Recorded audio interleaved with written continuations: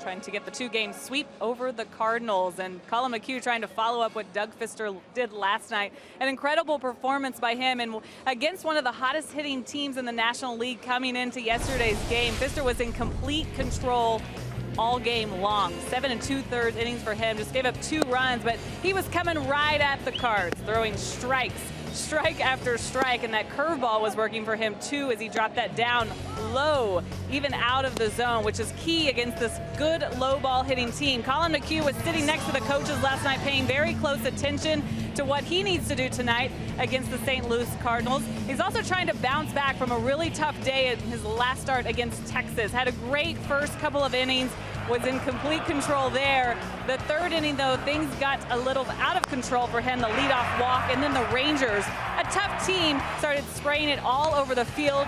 He had that big inning, and it was a hot day, as you can see right there, so his day ended early. Just 3 2/3 for Colin in that last start. Today it will be important for him to bounce back by throwing strikes just like Fister did last night and using that quick pace. And A.J. Hinch talked about this too. When things start to just go awry so quickly like that, you have to completely focus on the hitter, isolate the hitter. Don't let the past damage get you. Stay away from that big inning. It'll be key tonight. And he looks to get to a good start against the St. Louis Cardinals. Stay with us, though. We have first pitch coming around the break. Robert Ford and Jeff Blum will be up in the booth.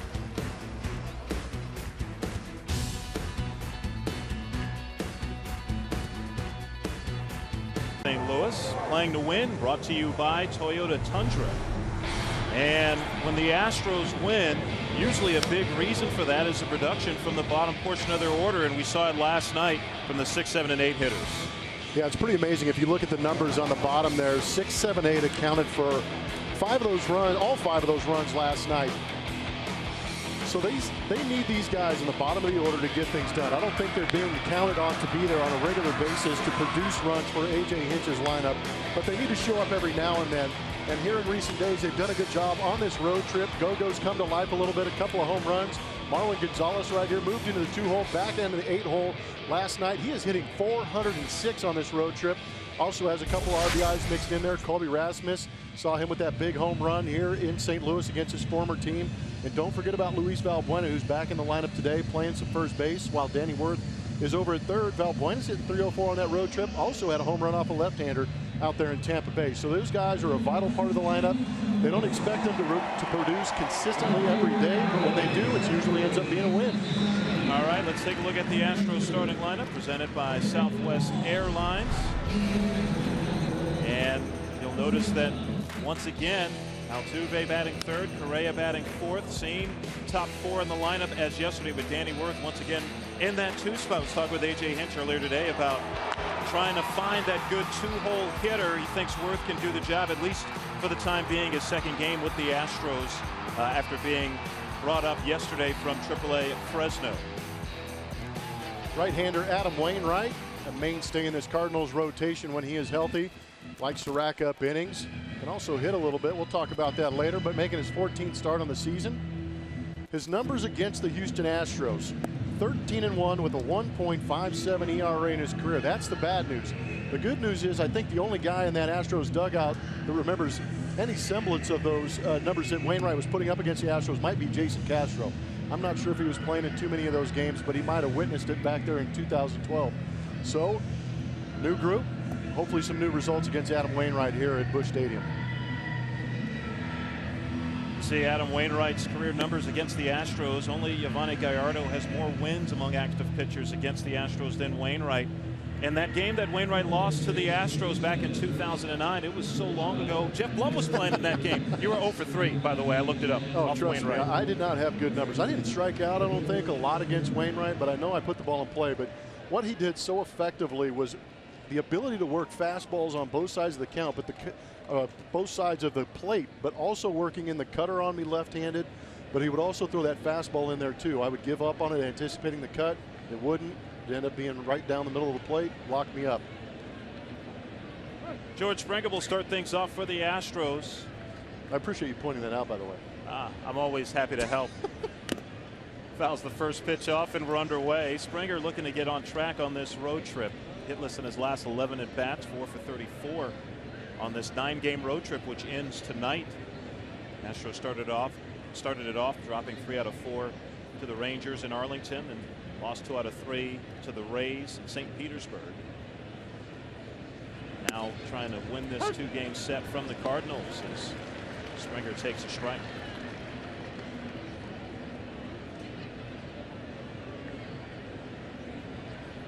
Much warmer than it was yesterday, believe it or not. 89 degrees was the game time temperature yesterday. Did he go around? Yes, he did, according to Scott Barry. And Springer is the first out of the ball game.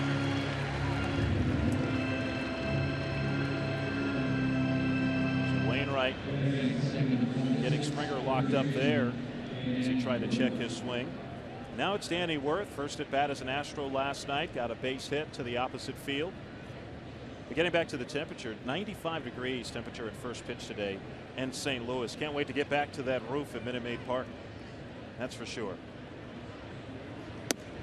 Yeah, that's always been my feeling. I doubt I'll ever become MLB commissioner.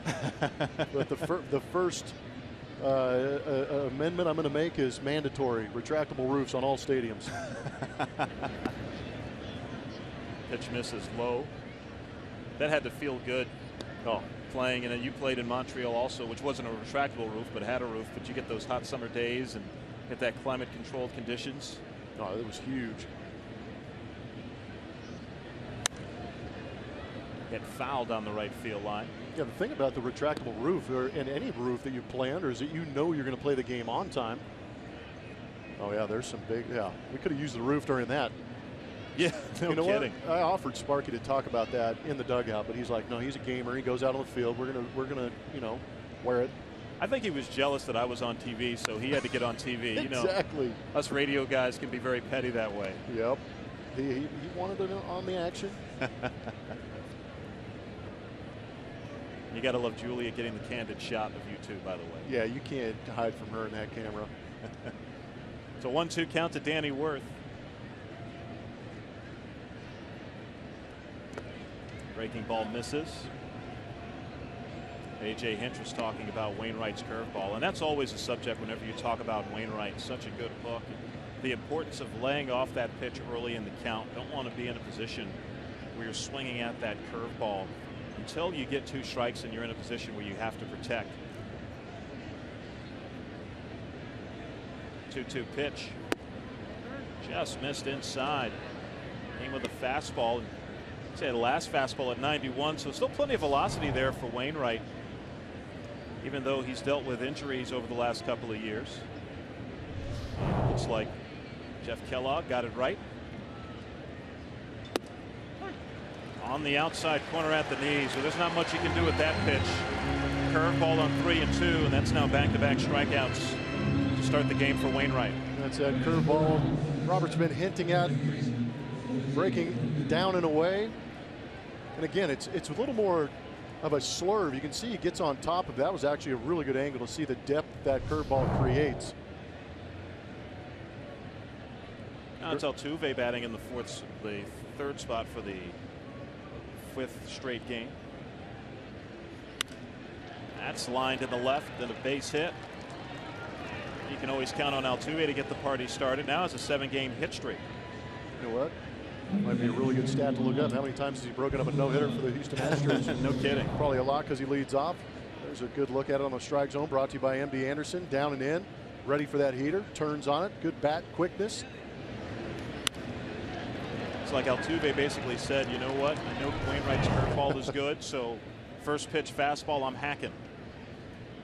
And Altuve before tonight hadn't had a whole lot of success against Wainwright, just 3 for 14 coming in, although Wainwright hasn't faced the Astros in 3 years. Here's a guy who's never faced him, Correa. Takes one on the inside corner. And all the numbers will tell you that that's a cutter from Adam Wainwright at 85 miles an hour. Guy knows how to pitch. He's been around for a while. Does a good job of scouting, watching video, knows what's working well for him coming out of the bullpen. Now in his 11th big league season.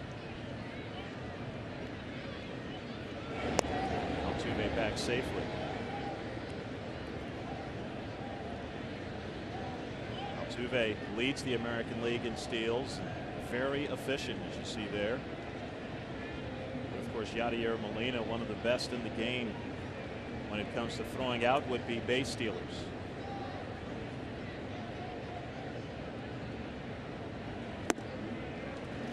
Swing and a miss at a breaking ball. How much of a comfort is it for a pitcher to know you have a catcher like Yadier Molina back there, who, I mean, you still got to hold on runners, but it gives you a lot more margin for error.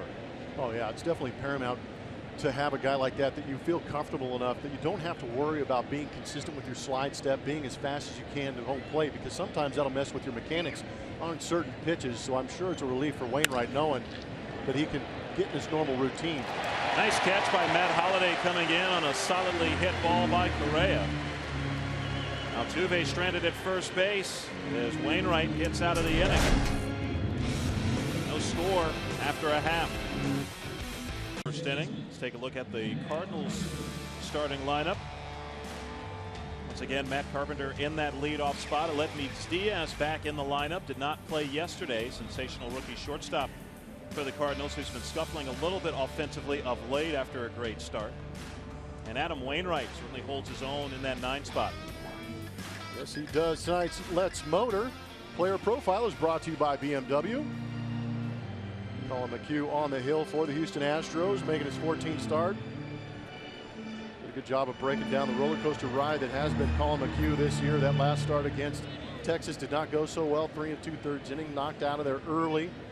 Gave up 4 earned runs, had 6 punch-outs. First innings have been the issue for Colin McHugh. His ERA in that first inning this season, 9.49. Then that ERA after the first inning, 4.32, so a lot more respectable after he gets to the first. Although in that last start against the Rangers, he cruised the first 2 innings, retiring all 6 he faced, and then it all came undone for him in the third. 2-0 to Carpenter. Missed inside. And so much of Colin McHugh, when he struggles, it's that fastball command, as is true with a lot of pitchers. That can be a big problem for McHugh at times. Well, we've seen it with McHugh. We've seen it with McCullers. Sure. Carpenter takes a strike.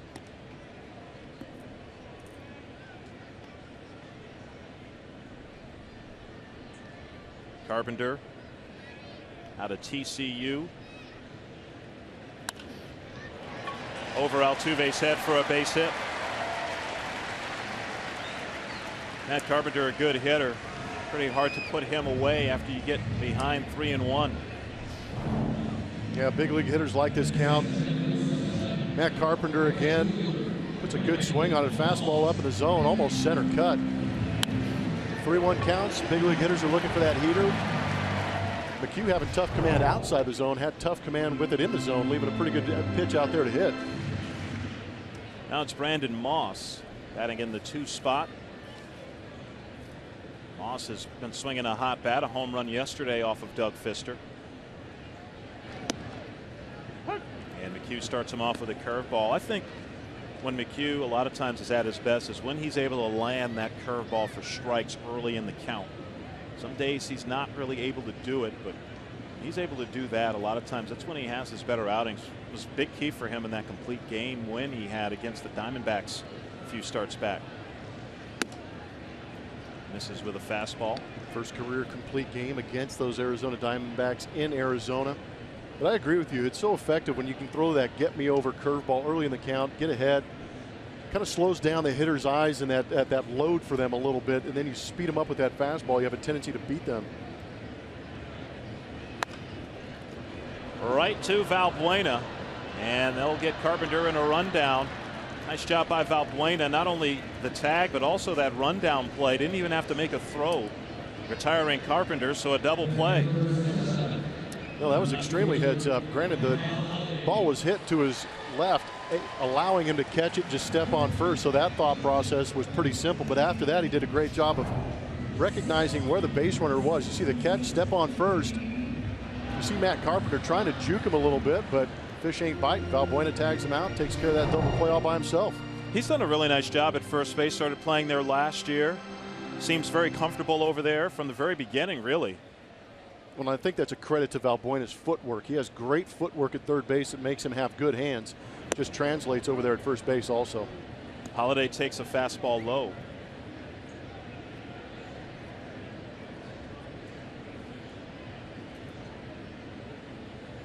McHugh's 1-0. Good fastball in.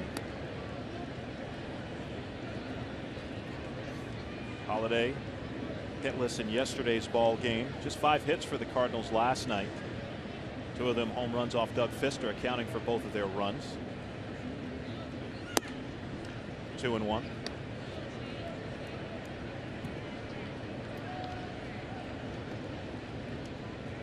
Holliday, son of a longtime college baseball coach, Tom Holliday, is now the pitching coach at Auburn. Former pitching coach at the University of Texas. Was there when Houston Street was coming through that program. Spent time as the head coach at Oklahoma State. Has a brother, Josh Holliday, who played a little bit of pro ball, who's now the head coach at Oklahoma State. His 4th season there. Fouled back to the screen. Holliday keeps it at 2-2. As a matter of fact, Holliday was born in Stillwater, Oklahoma, when his dad was one of the coaches for the Cowboys.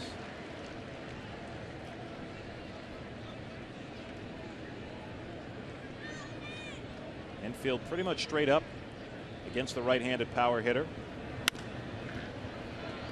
Right to Correa. And inning over. So McHugh gives up a leadoff hit but gets a double play, and there's no score after 1. Houston Astros baseball on Root Sports is brought to you by Lexus, the new 2016 Lexus ES and ES Hybrid. It's next level luxury. By Academy Sports and Outdoors, donating $100 for each Astros home run and $200 for each Correa home run to Houston Children's Charity. And by Southwest Airlines, transparency, low fares, nothing to hide. No score as we head to the 2nd inning in St. Louis. Jeff Blum's favorite tourist attraction, the Gateway Arch. There's no chance. I mean, what are we doing? Rasmus swings at the first pitch. Backhanded by Carpenter, but not in time. Even if Adams holds on to that, Rasmus probably safe. And Colby, who had 2 hits, including a home run in his first game against his old team yesterday, picks up an infield single. Did a good job of picking the right spot on that ground ball. Matt Carpenter playing him well to pull. Could not find the handle out of the glove. Good hustle by Colby. So gets a knock against his former teammate. And now it's Valbuena, who figures to be a pretty good matchup against Wainwright, and the numbers bear that out. 409 hitter against Wainwright all time. 9 hits and 22 at bats, and 5 of those hits for extra bases, including a homer. Well, we know that Luis Valbuena has that uppercut to his swing, and I think that benefits him when you're facing a guy that has a big breaking ball like Wainwright does, has the ability to get underneath that thing, and if he times it right, able to launch it.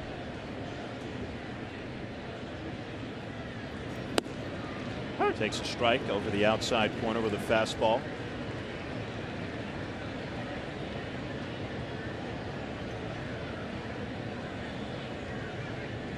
Valbuena getting the start at first base tonight. Marwin Gonzalez started there yesterday. Valbuena not in the lineup yesterday. Cardinals starting southpaw Jaime Garcia. 2-1. Talking last inning about Wainwright and Yadier Molina and kind of having that comfort back there because Molina's so good at controlling the running game. Well, this is the 199th or 198th game that Wainwright and Molina have started together. That's a Cardinals record for a pitcher and catcher.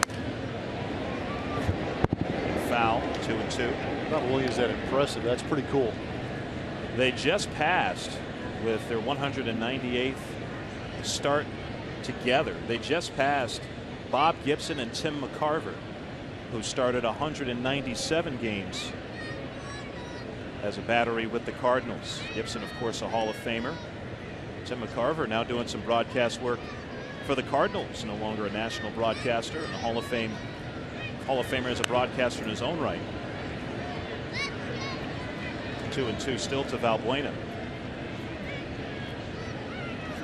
It's not too often these days you find an opportunity to keep a battery around for that long. Yeah, just due to contracts, free agency, trades, that kind of stuff. But here in St. Louis, they've done a good job of keeping these guys around. Longtime catcher Mike Matheny, now the manager, respects what Yadier Molina is doing and how he handles Wainwright.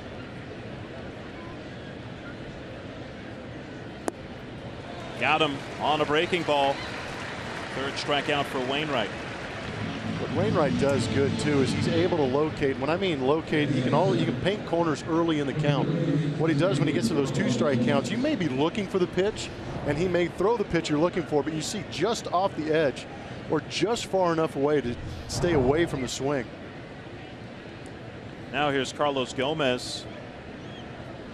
You see Wainwright's strikeout rate has declined, which is not all that surprising as he ages, but still a very effective pitcher.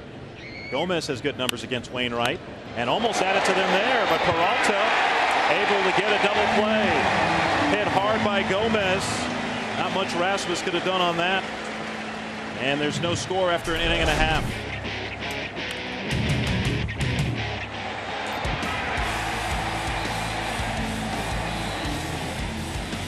Astros and the Cardinals. It's time to take a look at our Chevy Stro poll. Make sure to head over to the Root Sports SW Twitter page to vote. We're going to tell you who wins later in the broadcast. You guys talking about that National League Central Division earlier. Which rivalry do you miss the most? Cards, Cubs, Pirates, or the Reds? Some pretty good games played against these teams. Guys, do you have a say? Do you have a vote? The Cardinals and Cubs for me, that's a tough call. Because I remember I got so annoyed having the Cubs fans come into Houston and cheering their brains out, and then all of a sudden we'd beat them, and it felt that much better having them travel all that way, watch our team get beat. But the Cardinals always brought a good game with them. So for you, it was more about the Cubs and their fans more so than it was about the team. Yeah. Whereas the Cardinals, it was more about the competition on the field. Yes. 0-2 now to Stephen Piscotty. Good elevated fastball by McHugh. It's good to see him ahead early in this count. And now needs to try and finish off Piscotty. That's been an issue for McHugh, finishing off hitters after getting ahead. Missed with that one. Colin McHugh with 2 strikes, getting 2 strikes on the hitter. They're batting .315 off of him after he gets 2 strikes on him. But weak contact here from Piscotty. Gomez has it lined up, and there's 1 out. How hot is it in St. Louis? Well, it's that hot. 95 degrees at game time. And that thing's been going for the first 2 innings, at least, that we've noticed from looking out there. How about the guy whose job is just to sit up there? Yeah. That's all he's. Hey, what do you do every night? Oh, well, you know, I run the fire hose at Busch Stadium, and I just sit on top of it, watch baseball. That's my job. It's making a lot of people happy right now. I know that. No question. Matt Adams looks at a breaking ball, 0-1. I don't know that I've ever seen that at a ballpark where you have a hose like that. No, that gives you a real good idea how warm it is here. And humid as well. 0-2. A couple of perfectly located pitches from Colin McHugh. First pitch breaking ball like you were talking about, Robert, to get ahead and then pump that down and away heater. He is in control of this AB. Adams homered yesterday. It's this one pretty sharply, but into the shift right at Correa. 2 outs. Join the Astros at Minute Maid this Friday as they take on the Cincinnati Reds. 10,000 fans will receive an Astros gym bag presented by Houston Methodist. For more information, visit Astros.com or call 1-877-9-ASTROS. Now I know why you're doing the games at Minute Maid Park. You're looking for a new gym bag. Dude, there's going to be a new gym bag. It's Star Wars going on. I mean, my agent worked overtime to get me on this plush series that's going to happen here. Can't wait to get back to Minute Maid. Johnny Peralta, Cardinals third baseman. 0-1. Astros have the Reds and then the Angels on that 6-game homestand, off tomorrow for opening up against the Reds on Friday.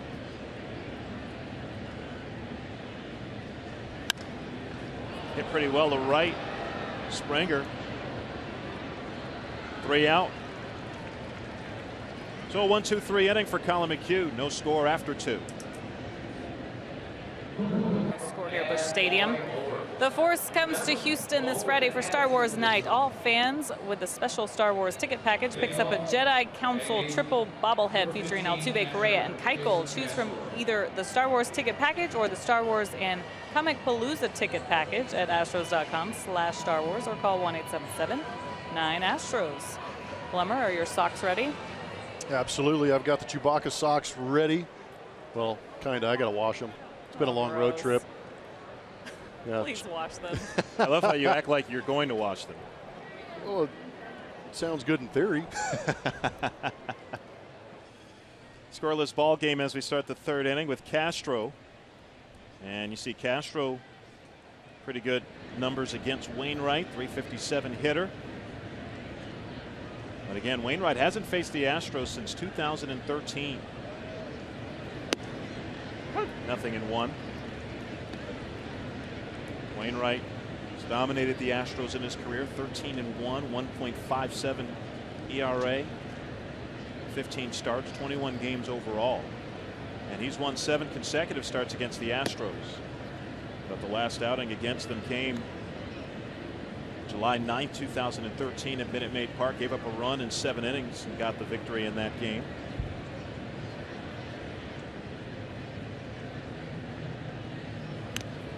Bounce to the screen. Only loss by Wainwright against the Astros. 13-1 against them all time. Came August 2nd, 2009. Right here in St. Louis. Gave up 2 runs in 7 innings and lost 2-0 to Bud Norris, who threw 7 scoreless in that game. Jeff Blum played. Might have been Bud Norris's debut. August 2nd, 2009. If I remember correctly, I know he's got great numbers in his career against the St. Louis Cardinals. Wainwright hits Castro on a high fastball. And let's go down to the field with Julia Morales. Thanks, Robert. As the pitcher spot comes up here, Mike Matheny talking about Doug Fister's big hit last night, the 2-run single, said who knew their pitcher was going to come up and put together the kind of at bat nobody else in the league has really been able to against O all season. He doesn't put it up on a tee for anybody. Doug Fister saying that he takes hitting very seriously. Of course, he did it in the National League the past couple of years, but after the game didn't even want to really joke about the fact that he's had some great at bats. He was all business about that and was helped himself out there in that situation, guys. Thank you, Julia. It's a 1-1 count to Colin McHugh. You know, I asked A.J. Hinch about that situation last night, letting Fister hit for himself in the 7th inning. Got the 2-run single. Opted not to pinch hit, in part because there were 2 outs. Didn't think it made a whole lot of sense with 2 outs to send a pinch hitter up there, but Fister certainly rewarding his faith. By the way, I looked that up, Lummer, about Wainwright and Bud Norris. August 2nd, 2009, last time the Astros beat Wainwright. Yep. 2-2. And it was Bud Norris's 2nd big league start and his 1st big league win. There you go. Norris actually starting tonight for Atlanta.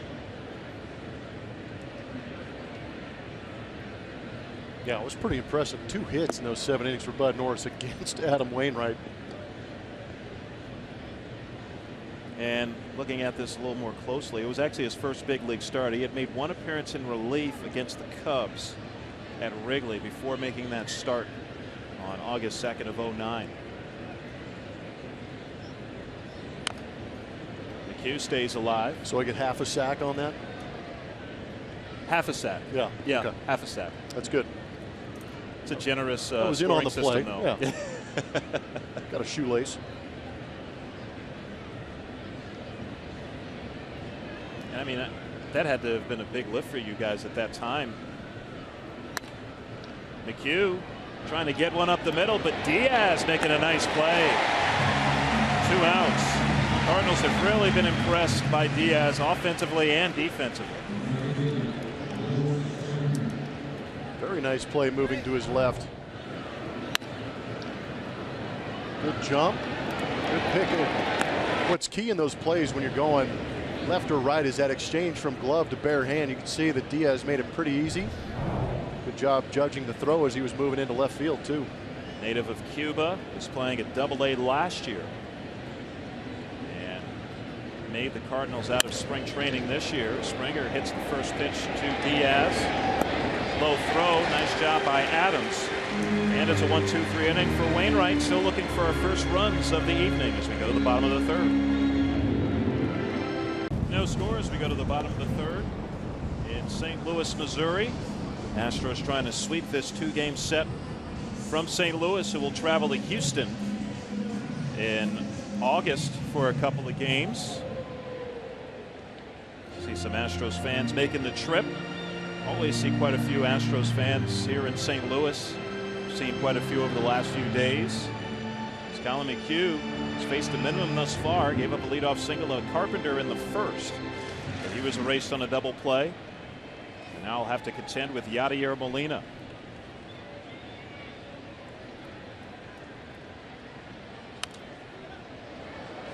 Castro will watch that go into the seats. Molina, longtime all-star catcher for this Cardinals team. And you know, there's some catchers who it's really hard to take out of the lineup, and Molina's certainly one of those. Hit weekly foul, 0-2.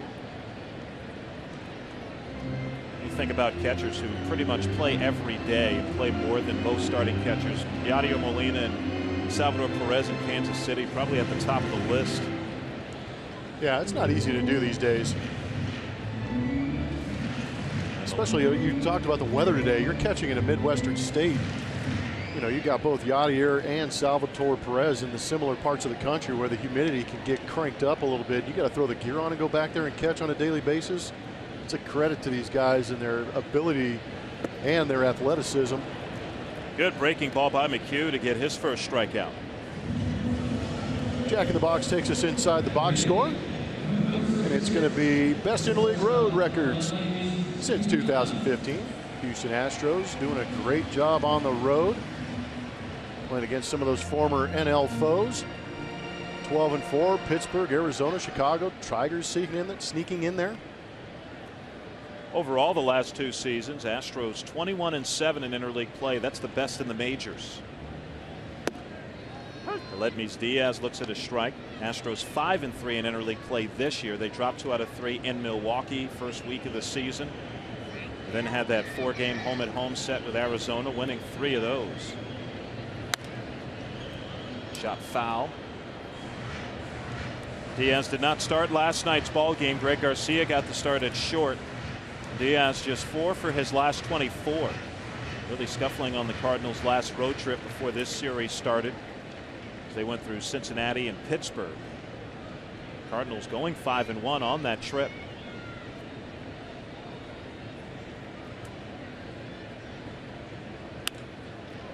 Good swing on a hanging curveball, but foul out in front. Oh, it's a great picture. Young Astro fan here. Ball game today. That's fantastic. 8-month-old in her first road ball game. That's nice. 8 months old already. A great dresser. Wearing the right gear. It's good parenting. Absolutely. Love the matching bow too. Really tops off that ensemble.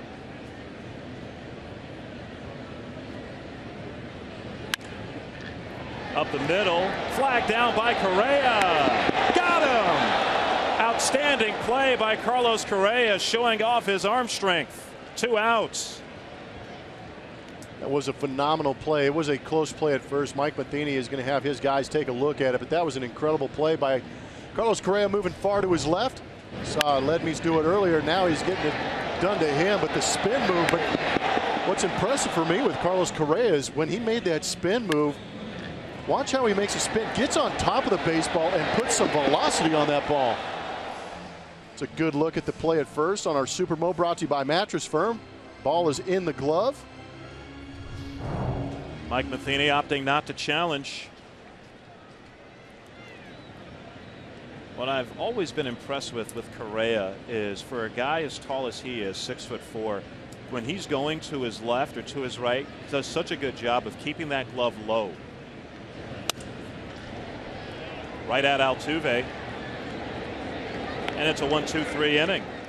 Colin McHugh is set down 8 in a row. And no score through 3. For the 4th in St. Louis, Astros Road Ahead, presented by the DeMontron Auto Group. Take a look at the upcoming schedule. 6 games at home against the Reds. More interleague action than the Angels.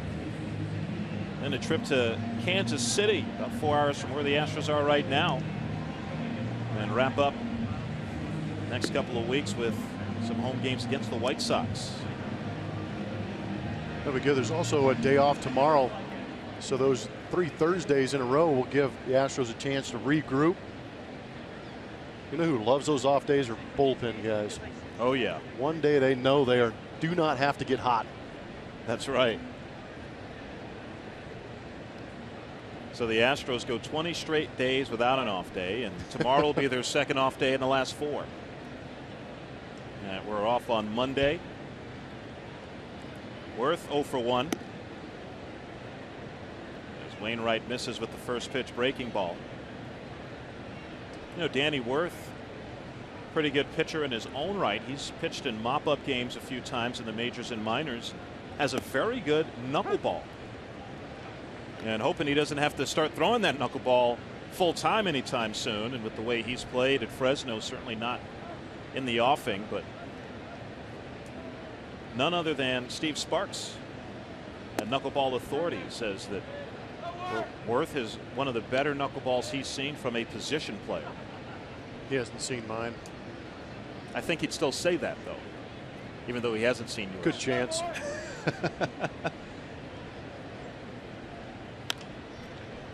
To right center, Moss fighting the sun, and he's called off by Piscotty. Moss, as soon as that ball was hit in the air, put his glove up over his eyes to try and shield his eyes from the sun. Starting an hour earlier today than yesterday, right field with plenty of sunlight, rest of the field in shadow. Smart play by Piscotty going over there and taking that ball away from Brandon Moss.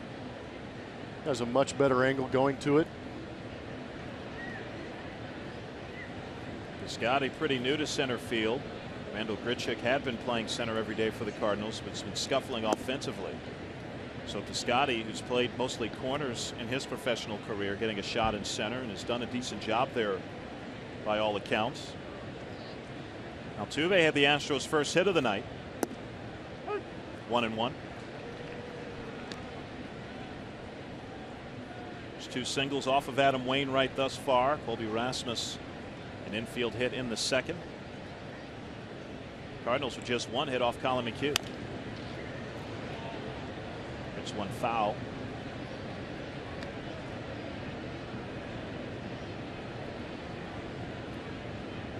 Doesn't matter who you throw out there. Altuve's going to hit him. He's really good against lefties, among the league leaders, but among the league leaders against right-handed pitching as well. Just a great hitter, period. 2-2. Altuve starting the day 2nd in the American League in batting. And 2nd in hits as well. Now has a full count.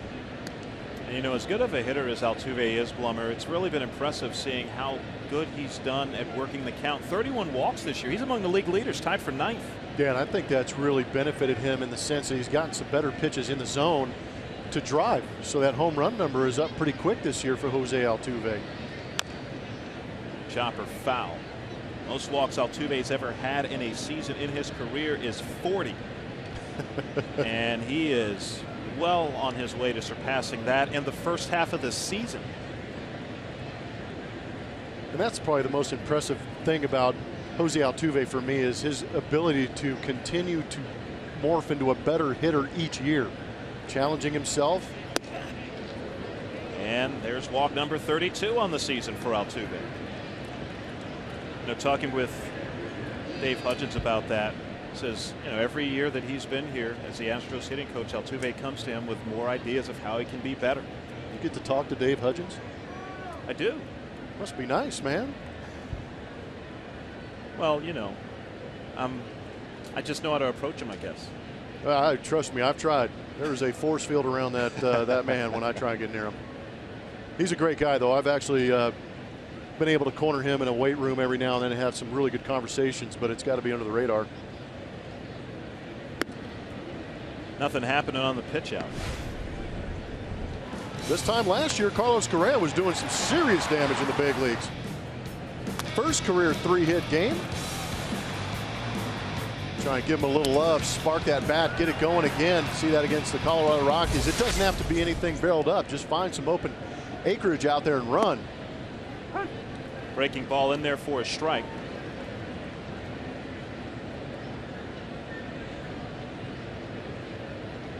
Correa hit the ball hard his first time. And looking to do it again, and this time have something to show for it against Wainwright. 2-1.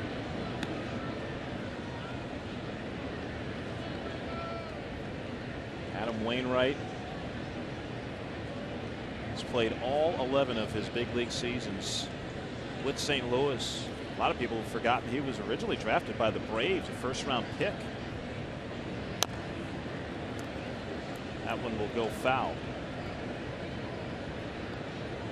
Correa having a tough time with that slider slash cutter from Adam Wainwright. Good late movement on that pitch from Wainwright. See, just avoids the barrel enough. Wainwright, when he was in the minor leagues with the Braves, was traded after the 2003 season to Atlanta, or to the Cardinals. J.D. Drew, Eli Marrero going to Atlanta in that deal. The Cardinals also got pitchers Ray King and Jason Marquis. And Wainwright was the only player in that deal without major league experience. Made his big league debut with the Cardinals in 2005.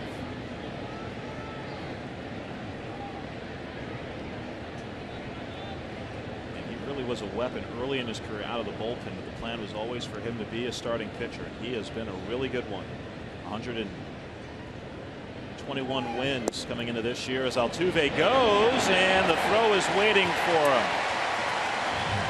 Yadier Molina about as good as they get, and Jose Altuve's caught stealing for just the second time this year. Altuve gambling in that 2-strike count. Get a good look at it. The jump was relatively good, but you could have an idea how good Yadier Molina is behind home plate with those quick feet, strong arms. Solid pick right there from Carpenter too. It really was, and then after he picked it, he just had to wait for Altuve to get there. He almost whiffed on the tag, it looked like.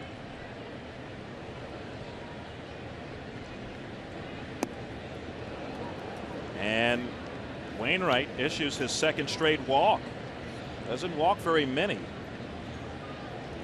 Academy Sports and Outdoors and the Houston Astros are hitting home runs for Houston. Benefiting Houston Children's Charities, Astros postseason home run leaders all time. Carlos Beltran has 8.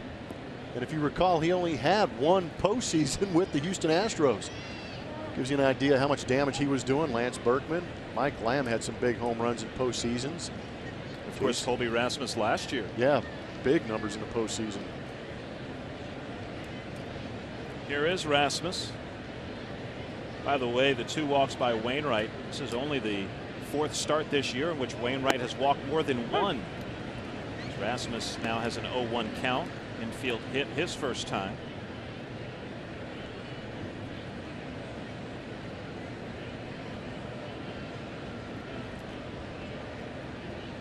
Scoreless ball game in the top of the 4th. Astros winning last night 5-2 here. 1-1.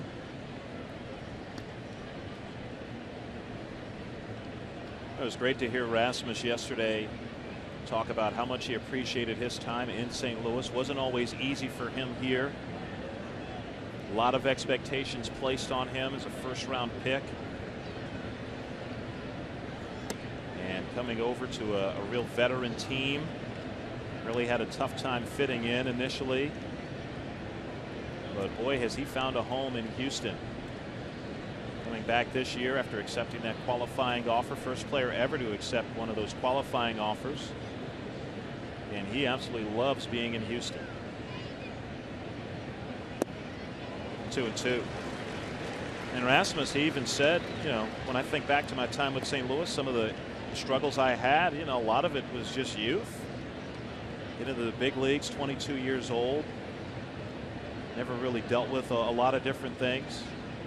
Talks about how much more mature he is now. I think what a problem some guys have is that they do extremely well in the minor leagues. They're protected a little bit. They get to the big leagues, they're just another guy on a roster. Wainwright gets his 5th strikeout, works around a couple of walks. Yadier Molina with a caught stealing. Against Adam Wainwright, no score between the Astros and Cardinals. Follow Astros baseball live with the MLB.com @bat app. Stay up to the moment with Game Day, StatCast, live highlights, and more. Even when you're at the game with Minute Maid Park's new Wi-Fi. Download the app for your phone or tablet now. Matt Carpenter leads it off. 0-1. Colin McHugh really doing a good job of attacking the strike zone so far in this ball game. 25 of his 32 pitches have been strikes. He's faced the minimum thus far.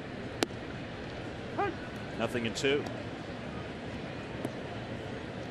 And we see McHugh attack the strike zone early in the count, but it's been finishing off hitters that has been an issue for him throughout this season. Now trying to finish off Carpenter, and he does. Elevated a fastball. Second strikeout for McHugh. Good to see McHugh executing. A little flustered there in that first inning. Fell behind Matt Carpenter when he gave up that only hit he's given up so far. But a good job elevating. The book on the Cardinals is they have trouble with velocity and they have trouble up in the zone. And McHugh certainly capable of pitching up in the zone effectively.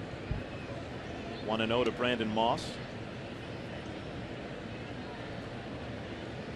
Astros with 3 infielders to the right of second against the left-handed pull hitter. Curveball for a strike. Moss acquired by the Cardinals last year from Cleveland in a deadline deal. 1-2. Changeup. Good pitch down in the zone. He's gotten more confidence in that pitch. He got into trouble a little bit in Texas, yanked a couple of changeups to left-handed hitters down and in, and they took advantage of it. That was well located. And a well located breaking ball there. Back-to-back strikeouts for Colin McHugh. Hey, talk about that start in Texas. I believe it was the fielder, Prince Fielder, hit that home run off that changeup. Yep. But a changeup to help set up that strikeout of Moss. And you see the changeup usage increasing for Colin McHugh. And all that is his confidence. Yep, absolutely. Absolutely. Just off the plate away. I remember last year when he would use it, a lot of times it would be in tough situations. He just didn't do it all that often. But this year starting to use it a little bit more against these left-handed hitters. What would be great is if he gets confident enough to use it where he can save it for some of those tough situations where guys haven't seen it throughout the course of the game. And then you break it out in a runner in scoring position type situation, put a guy away. Be a great pitch to hold on to. And you see getting more hitters to chase that changeup. That'll give you confidence. Absolutely. 1-2. Fastball off the plate. McHugh, very much a thinking man's type of pitcher, very cerebral, always trying to find a way to get better. Really a guy that's a lot of fun to talk pitching with because he's really explored all the different angles. 2-2. Definitely a guy who has a good idea of what he needs to do out there on the mound.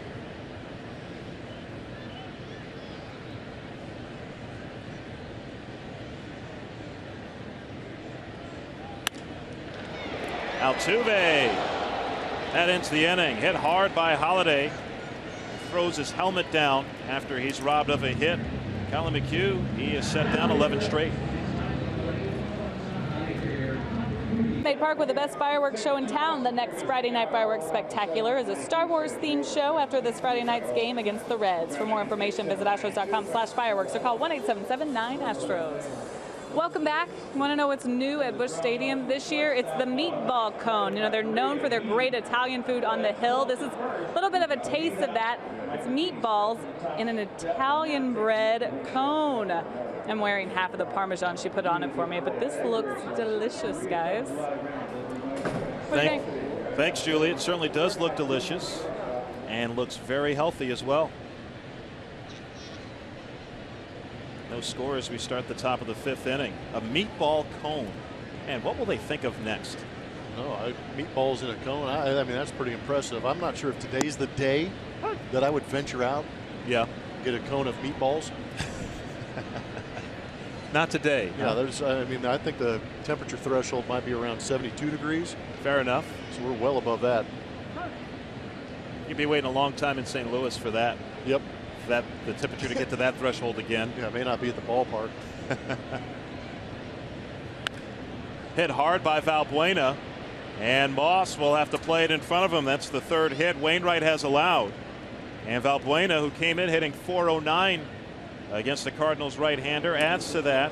And just in case you were wondering how they prepare that meatball cone. Nothing screams summer like hot meatballs in a cone and Parmesan cheese. Who originally said that? Was that Franklin D. Roosevelt? Yes. Okay. He was way ahead of his time. It's a White House secret. That does look delicious, though. I feel like there's like a room someplace where people just sit around and just, hey, what about an ice cream cone with meatballs in it? All right, let's do that. I think that's what's happening. Want to know to Gomez. Tell you what, some of those hot dogs and hamburgers that poor Julia's had to eat over the years, I would agree with that theory. That's why Julia jogs roughly 30 miles every morning. Exactly.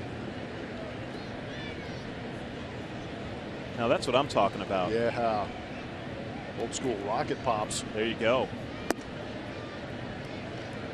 2-0 now to Gomez. Oh. She's never shy to go in there and give it a shot, is she?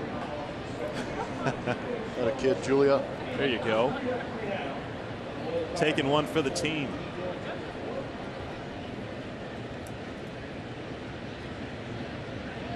Astros trying to break this scoreless tie with Valbuena at first and nobody out.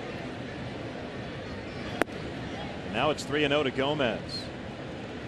Wonder if this is a situation here too where Wainwright may be trying to be a little too careful of Gomez because he knows Carlos has hit him well in the past. Could be. Got back-to-back guys, Valbuena and Gomez, who have great numbers against Wainwright. Valbuena already on first base with that knock. Might want to let Gomez loose here. He's seen the ball well off Wainwright in a 3-0 count. Good chance you get a heater. Takes a strike. I'm going to give Gomez credit for not going after that. We've seen some wild hacks from Gomez in the past, really expanding the zone, trying to go deep.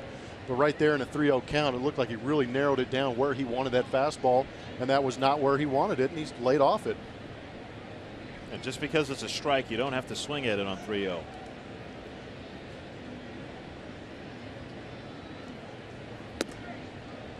And Wainwright gets one over again. Now a full count. You fall behind Wainwright 3-0 on a couple pitches, not even close in the zone. He comes back and paints 2 on you.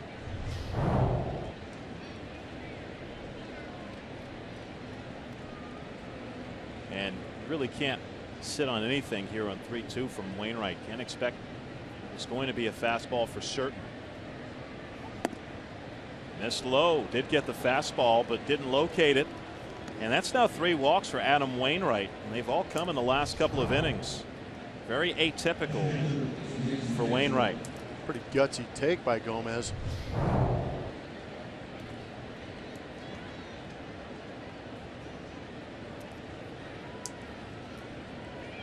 Yeah, you had something on Gomez wearing the glasses in the last couple games, but you noticed why he's wearing them, or if they're prescription, or are they not? My understanding is they're not. Okay. I've seen him wear them for pregame warm-ups in the past. And I do have to double check with Gomez on that, but I do not believe they are prescription. And it may have been one of those things too, where, you know, mentioned he wore them in pregame warm-ups in the past, may have been trying them out before actually wearing them in the game, see if they felt comfortable to him. 0-1 to Castro.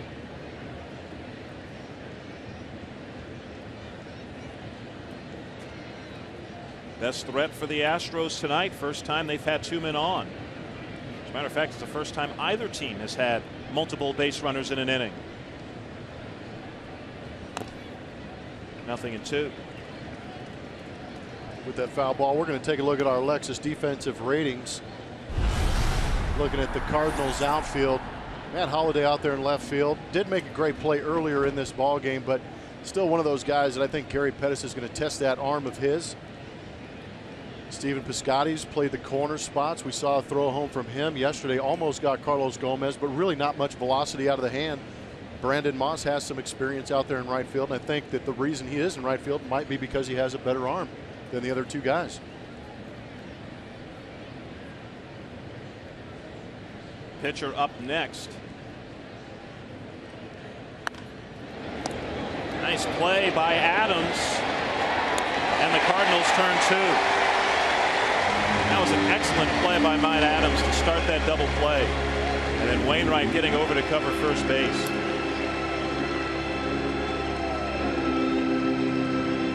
Now that's a big play in this situation too. Pitcher coming up next. That was a rocket off the bat of Castro. You look at Adams, did a good job of setting up that throw, making a good throw, and giving himself the ability to get back to first base and cover. Yeah, I thought Wainwright had gotten there, but he was in the vicinity, but Adams did get back. So now a runner at third, but 2 out and the pitcher up. It's a big play. It really is. And Castro hit that ball hard on 0-2 off of Wainwright. McHugh 0 for 3 at the plate this year. And he bunted through that one. So with 2 out, trying to find a way to get that run in. Maybe bunt for a hit. McHugh, he had that complete game against Arizona 3 starts back, and he got down 2 sacrifice bunts in that game, and he was upset about the 3rd plate appearance when he failed to get down the bunt. It's 0-2 to McHugh as Wainwright gets a breaking ball over.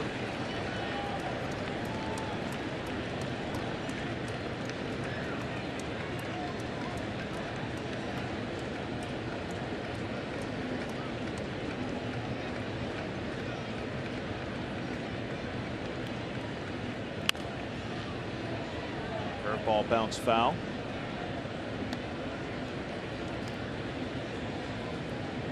You're a pretty good athlete. You could see him if he played in the National League regularly, like he got some time in the National League with the Cardinals or with the Rockies and the Mets. If he played regularly in the National League, you could see him handling the bat pretty well for a pitcher.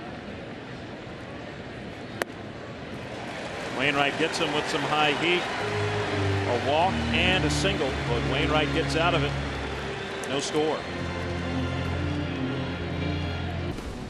Houston Astros baseball on Root Sports is presented by Southwest Airlines. Transparency, low fares, nothing to hide.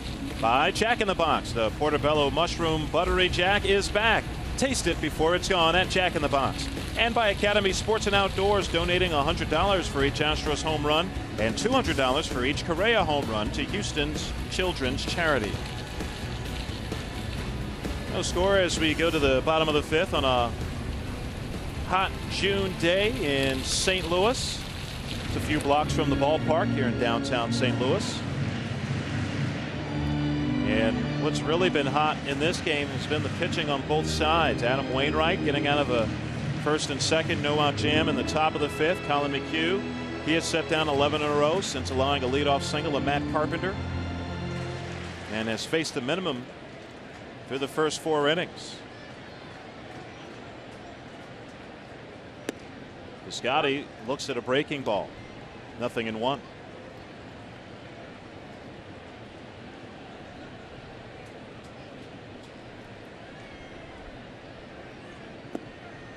It's low. Piscotty out of Stanford. He played all over there. He was an infielder, an outfielder, and a pitcher for the Stanford Cardinal, and also got his degree in atmosphere and energy engineering from that fine university. Drives this one deep to right. Long run for Springer over his head. Piscotty headed for second base with a double. First hit off of Colin McHugh since the first inning.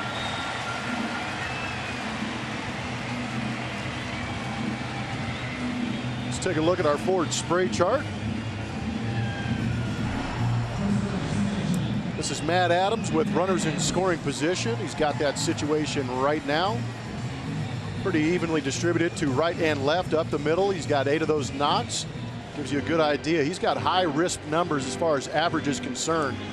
And I think with those base hits going up the middle the other way, that's why those red zones, middle and middle away, are lit up in red. Doing a good job sacrificing himself, not looking so much to turn and burn and try and drive it out of there, but more or less get that runner in. This Cardinals club overall the best in the majors at hitting with runners in scoring position. 0-1 to Adams. And they've been pretty good throughout the years driving guys in with runners in scoring position. Well, 3 years ago, 2013, they set a major league record hitting .330 with runners in scoring position. This year they're batting .312 in such scenarios, 17 points better than anyone else in the big leagues. 0-2 to Adams. Yeah, those are big numbers. And Piscotty, who's at second base, he's hitting better than .500 with runners in scoring position. Adams, as Blummer mentioned, has done well in these spots also.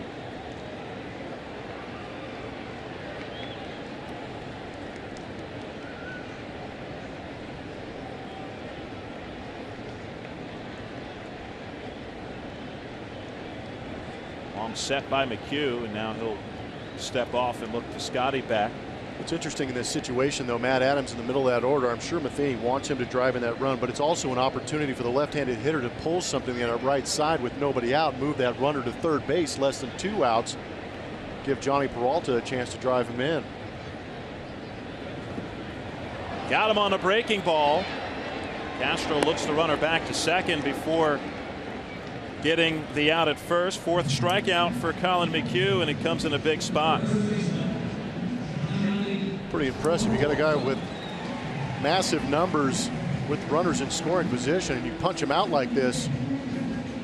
Give a lot of credit to Colin McHugh. Nice block by Castro to keep it nearby. Didn't let the runner advance from second, getting that out. That was big. Not done yet. Great to see the way McHugh's been finishing off these hitters after he's gotten ahead. Been very impressive and a big key to his outing thus far. Now Peralta will try and drive the run in. Well, I had a chance to talk to Steve Sparks before this ball game, talking about Colin McHugh and how he can be successful, and a lot of it has to do with mechanics with Colin. That's hit pretty well. A little hook foul. Fortunately, just a sharp foul ball, but with Colin McHugh, a lot of it has to do with head movement. If his head is stable, center of his body going down towards home plate, he's going to be in good shape. But if that head starts to lean a little bit to the left, leads to some arm drag on the arm side and lose command of that fastball. But he's been doing a real good job staying steady and even. Center of gravity's been nice and going downhill towards home plate.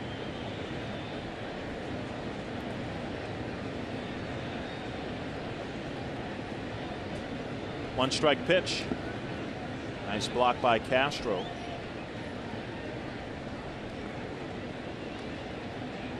Peralta came back last week from the thumb injury that he suffered in spring training. He had been penciled in as the Cardinals opening day shortstop before he got hurt, opening the door for Aledmys Diaz. 3rd year in St. Louis for Peralta, who had spent 4 years with the Tigers, and before that 8 years in a Cleveland Indians uniform. Indians, the organization that signed him out of the Dominican Republic.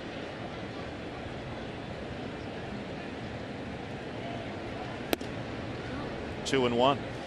Here we get a look from Colin's head.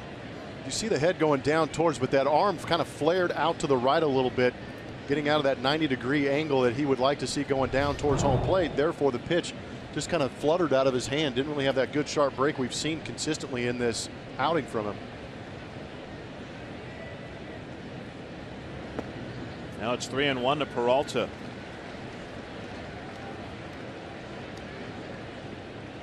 Very good hitter on deck.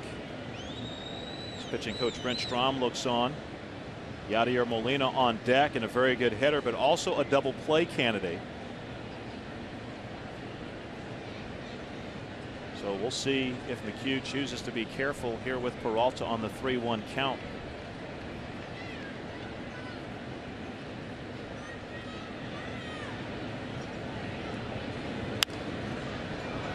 Hit to right field, long run for Springer, and that'll drop in for a hit.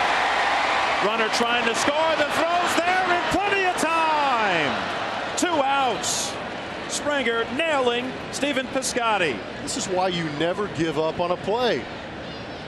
Heck of a play by George Springer, helping out Colin McHugh with that play. Blew up Johnny Peralta with that fastball. He dropped it in front of George Springer, who was running a long way. And I'm sure George, on the way into this ball, thought about laying out for it, but made the choice to stand up. How about picking that ball up on the short hop, spin, and throw an absolute seed to home plate? That was special. It really was. My goodness. Now, there's a lot of things you can teach these guys to do at the major league level. That's one thing you cannot teach. That is natural instinct and talent taking over for a guy like George Springer. That's his 7th outfield assist, which ties him for second most in the American League. Only the White Sox Adam Eaton has more outfield assists than Springer. He has 8. Molina lifts the first pitch pretty well to left field. That hooks away from Rasmussen into the corner. Peralta getting the stop sign at third as Molina checks in with a double. 3rd hit of the inning for St. Louis, the second 2-bagger. How important was that play from George Springer now? Absolutely. Looked like a breaking ball that got a little too much of the plate from Colin.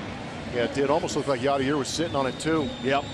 Got the barrel out in front of it, raked it down that left field line. Here's a good look at it on the Super Bowl. Big breaking ball, and like you said, Robert, did catch a lot of the plate. Stayed up a little bit longer. Good credit Yadier with that double down the left field line. Astros will walk Aledmys Diaz, load the bases with 2 out, and bring the pitcher Wainwright up.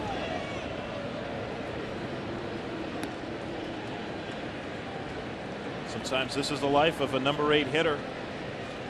Don't see a whole lot good to hit with the pitcher batting behind you in the National League, of course. But Wainwright, a pretty good hitting pitcher. 10 RBIs on the season. And he got 2 of those as a pinch hitter against the Pittsburgh Pirates last week. Wound up hitting a 2-run double in the 12th inning. Cardinals were out of position players. Hit a 2-run double, and that wound up being the game winner for the St. Louis Cardinals. So 10 RBIs on the year for Wainwright. That leads National League pitchers.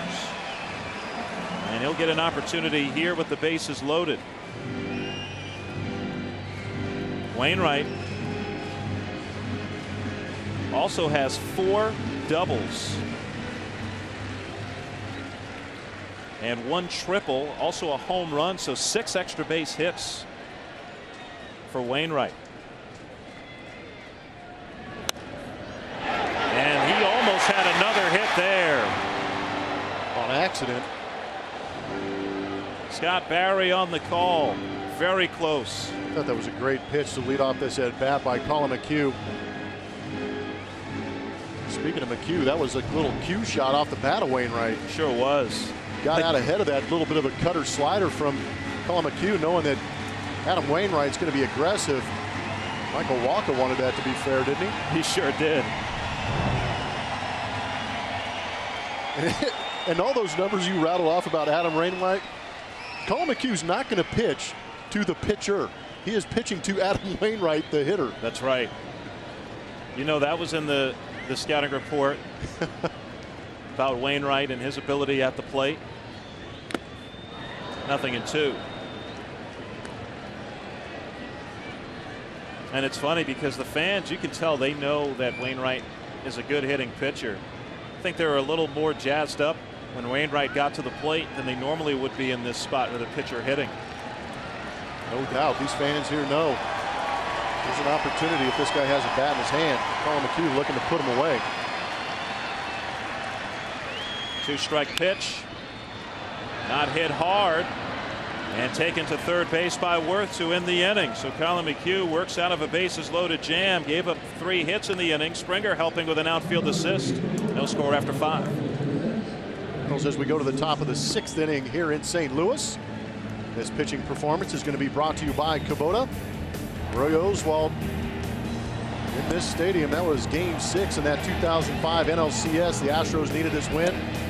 But in that NLCS on a whole, 2-0, 1.29. My gosh, that 163 opponent average in a playoff game like that of that magnitude, pretty impressive stuff. And what's crazy, and what I don't think gets talked about enough in that 2005 season, is Roy Oswalt having to pitch in that game 6 had a huge effect on what happened in that World Series. Taking him out of that game 1 start in the World Series was a big problem for the Houston Astros. And you certainly know it being on the other side for that World Series. So Oswalt and the Astros helped close out old Busch Stadium, which was just north of the current version of Busch Stadium. Yeah, I didn't realize that was the last game in Busch Stadium. Yep, game 6 of the 2005 NLCS when the Astros won the pennant. Springer takes one high. Got his 7th outfield assist in the bottom of the 5th inning. Excellent play gunning down Stephen Piscotty. 2-0.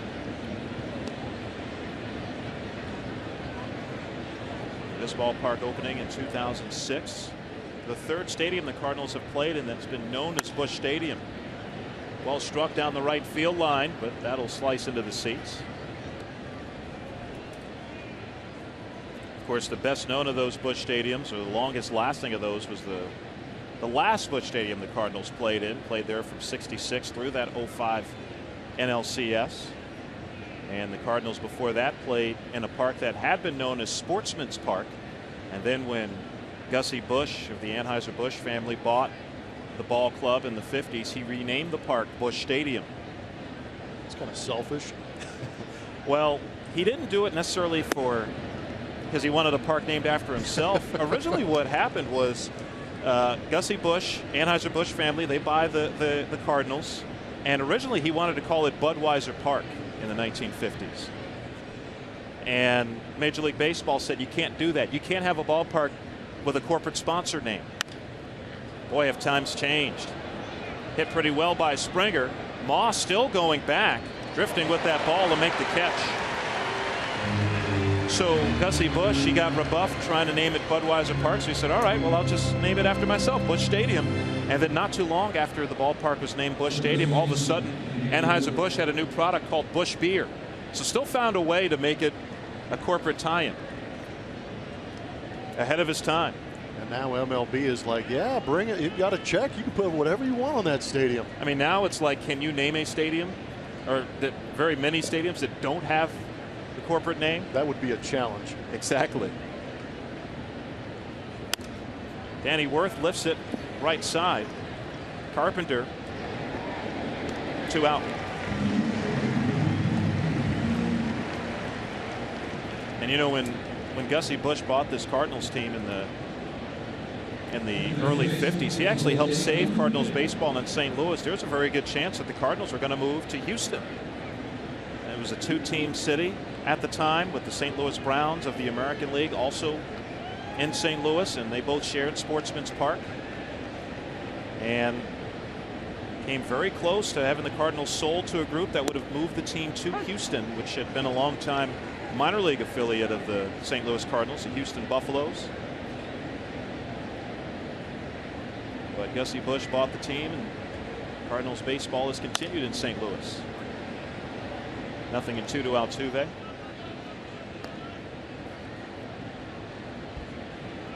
Imagine how much differently history would have been if Cardinals had moved down to Houston in the 50s. Instead, it was the St. Louis Browns who left town. They moved to Baltimore, became the Orioles in 1954.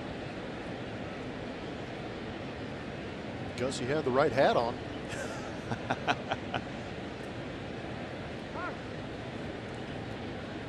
And I believe that number 85 that's retired for Gussie Busch, I believe that is still the highest retired number in baseball. That number 85. It's going out on a limb there, Robert. I know it was for a long time. I don't think any number has been retired higher than that for the last several years. The Mets haven't retired Turk Wendell's number 99. They did not retire Turk Wendell's number 99. Can't believe that.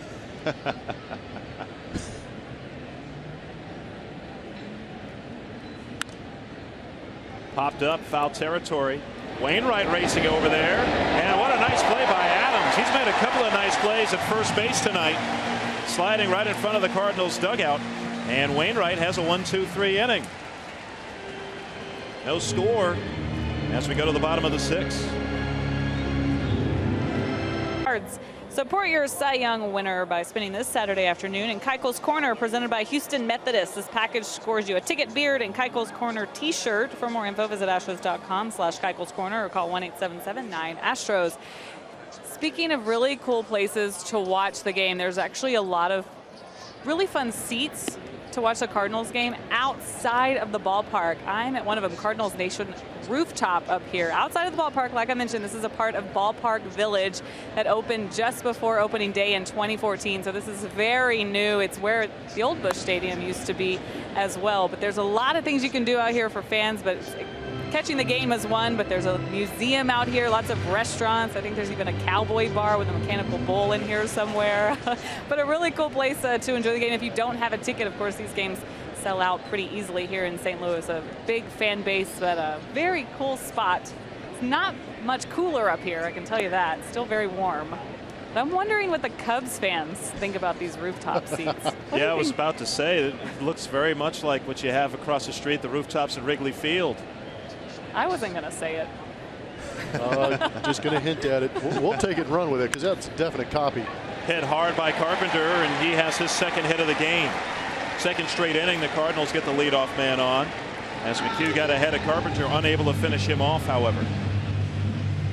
But that is pretty neat. I've had a couple of fans, Astros fans, who've come out to St. Louis, send me pictures of the view of the field from those rooftops that they have at Ballpark Village here. Pretty cool. And it's a great view from where I am. Definitely. And you know what? If you're bored by the game, you can just go in there and ride the mechanical bull, Julia. Right. Yeah. I was actually trying to just get that in for Blummer. Yeah, how do we not get out there and have a little competition, a little bull riding competition? I'm out. Come on. 1-0 to Brandon Moss. Cardinals got a leadoff double from Stephen Piscotty in the 5th inning. It's the first time they had a runner at second base tonight, and Piscotty wound up getting thrown out at home on a great play by George Springer after Peralta singled. Cardinals with 3 hits in the 5th and no runs, as McHugh was able to strand the bases loaded. Hit pretty well by Moss. Springer makes the running grab. 1 away. Springer, a good jump on that ball. Remember how you were talking earlier in the game about Colin McHugh using his off speed to get ahead early in counts? You see a number right here. In 0-0 counts in this game, Colin McHugh has thrown his fastball 3 of 20 times. Wow. How about that? Gives you an idea, a pretty clear idea of what his game plan was against this lineup. Heard it a lot, that pitching backwards, starting with the off speed, finishing guys off, or finishing off ABs with the fastball. First pitch to Holiday. Cal tips that into the glove. Now you can say 4 for 21. 4 for 21, that's right. And that just opens up so many more avenues for you as you get later in the game. Get to that lineup a second time, a third time in this case.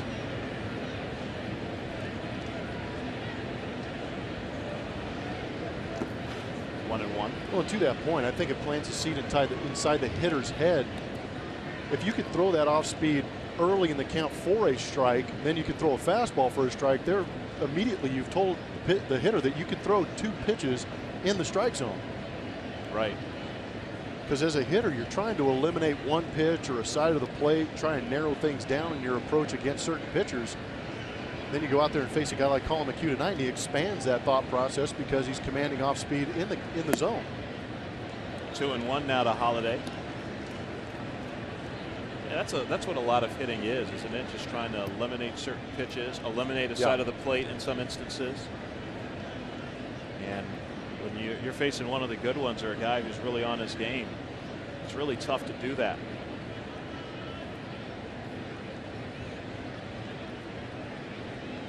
Few behind in the count, which has not been a common occurrence tonight. Driven pretty well to right by Holiday. Springer hauls it in and might have a chance to double off the runner, and not in time. They may take a look at that one. They've got to look. Again, are you kidding me with Springer? Showing off that arm tonight. Outfield assist in the 5th. A.J. Hinch on the top step, thinking about looking at that play at first base. So Springer feeling for the wall. Tell you what, off the bat, Colin McHugh, watching his reaction, he put his head down. He thought that ball was getting out of here. And the way Matt Holliday left the box, he thought he got it too. Carpenter was all the way to second base when that ball was caught. And the Astros will not challenge. So now it's up to Piscotty.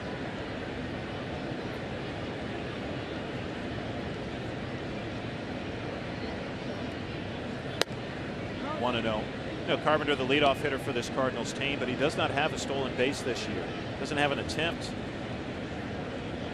you've seen that role, the leadoff hitter, really evolve over the years. I mean, it's always nice to have a guy in that leadoff spot who can steal some bases. Astros certainly have that with George Springer. But Carpenter in that role more because of the way he gets on base and the way he takes pitches. Sees a lot of pitches per plate appearance.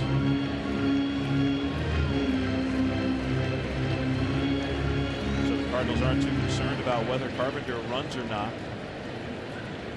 They're next to last in the National League in stolen bases. Only 16 steals on the year for St. Louis. This is their 65th game of the season. Astros, meanwhile, lead the American League in steals.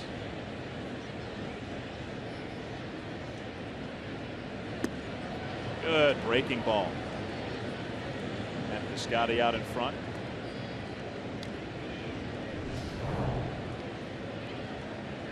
What I've really been impressed with tonight is how even when McHugh's gotten in a little trouble, he still stayed on the attack, still been aggressive. I agree. It's good to see. Showing a lot more poise out there, not giving in. Now trying to finish off Piscotty. And he does. Castro gets the out at first base. And nice job working around a leadoff single by Carpenter. No score through 6.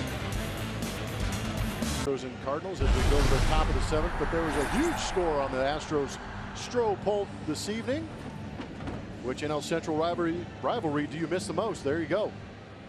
73% for the St. Louis Cardinals Astros rivalry. And I don't think it was just because of the regular season games, too. It was also the 2 postseason appearances, playoff series against each other in 04 and 05.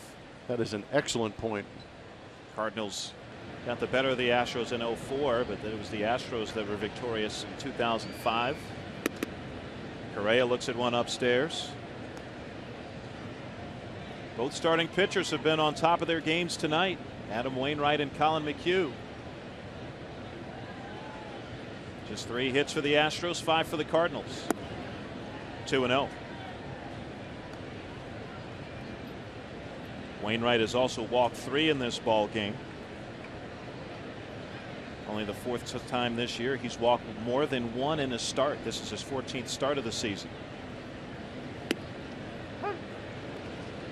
Correa Seemed a little surprised that was called a strike, but it's 2-1. See what our strike zone says. Yeah, I have to be on the side of Carlos Correa in that situation. And chases one off the plate away.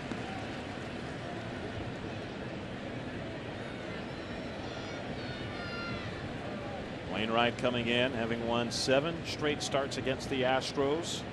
13-1 against Houston all time. Only Yvonne Gallardo has more victories against the Astros among active pitchers. Still 2-2 to Correa. But the Astros facing Wainwright for the first time in 3 years. Wainwright getting off to a slow start this season. But he's been much better as the year has progressed. Peralta, or rather Diaz, backhands, not in time. Diaz showing off his range, and if it had been anybody else running, might have gotten the out. But instead, it's an infield hit for Correa. Man, isn't that the truth? Good job in a 2-strike count, putting that ball in play firm towards that hole. Diaz made a phenomenal play to get there. Carlos Correa continuing to hustle, though, even though he's in the middle of a mild slump. Also gives you an idea that that left ankle is healed up. It's even better news. Right, that he sprained on Thursday in Arlington. Missed the Tampa Bay series over the weekend dealing with that ankle injury. Now it's Colby Rasmus. He did damage against his old team last night. Had the go-ahead homer in the 5th and 2 hits. 1 hit so far tonight.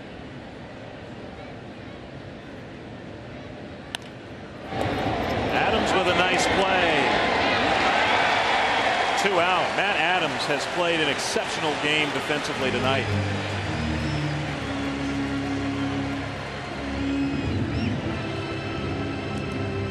And how about the accurate throw to second base despite being off balance?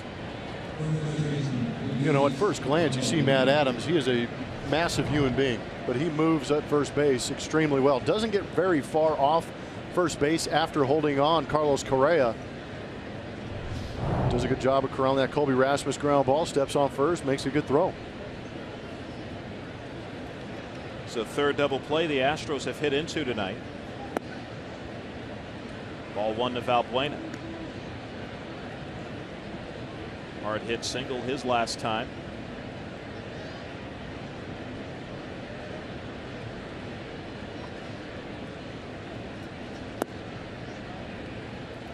Wainwright falls a little further behind. Now at 90 pitches for the game. Both bullpens quiet at the moment.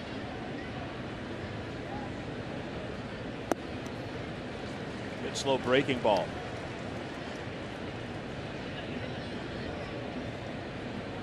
Wainwright has thrown as many as 108 pitches in his start this year. Threw just 78 pitches in his last start Thursday in Cincinnati over 6 innings. Was lifted for a pinch hitter when the Cardinals were trying to rally.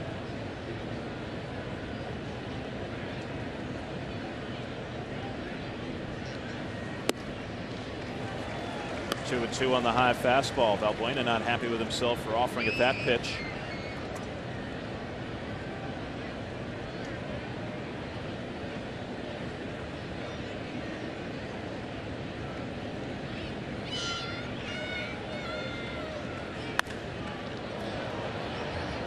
Piscotty waiting for it. Inning over.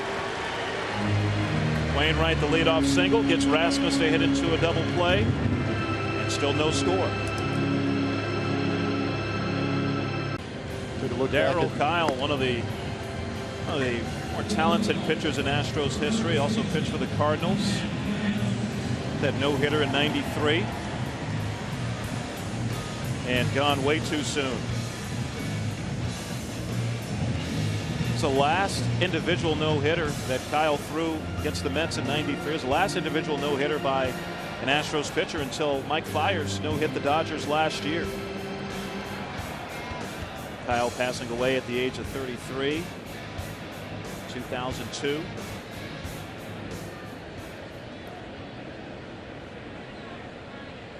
Still looking for first runs tonight.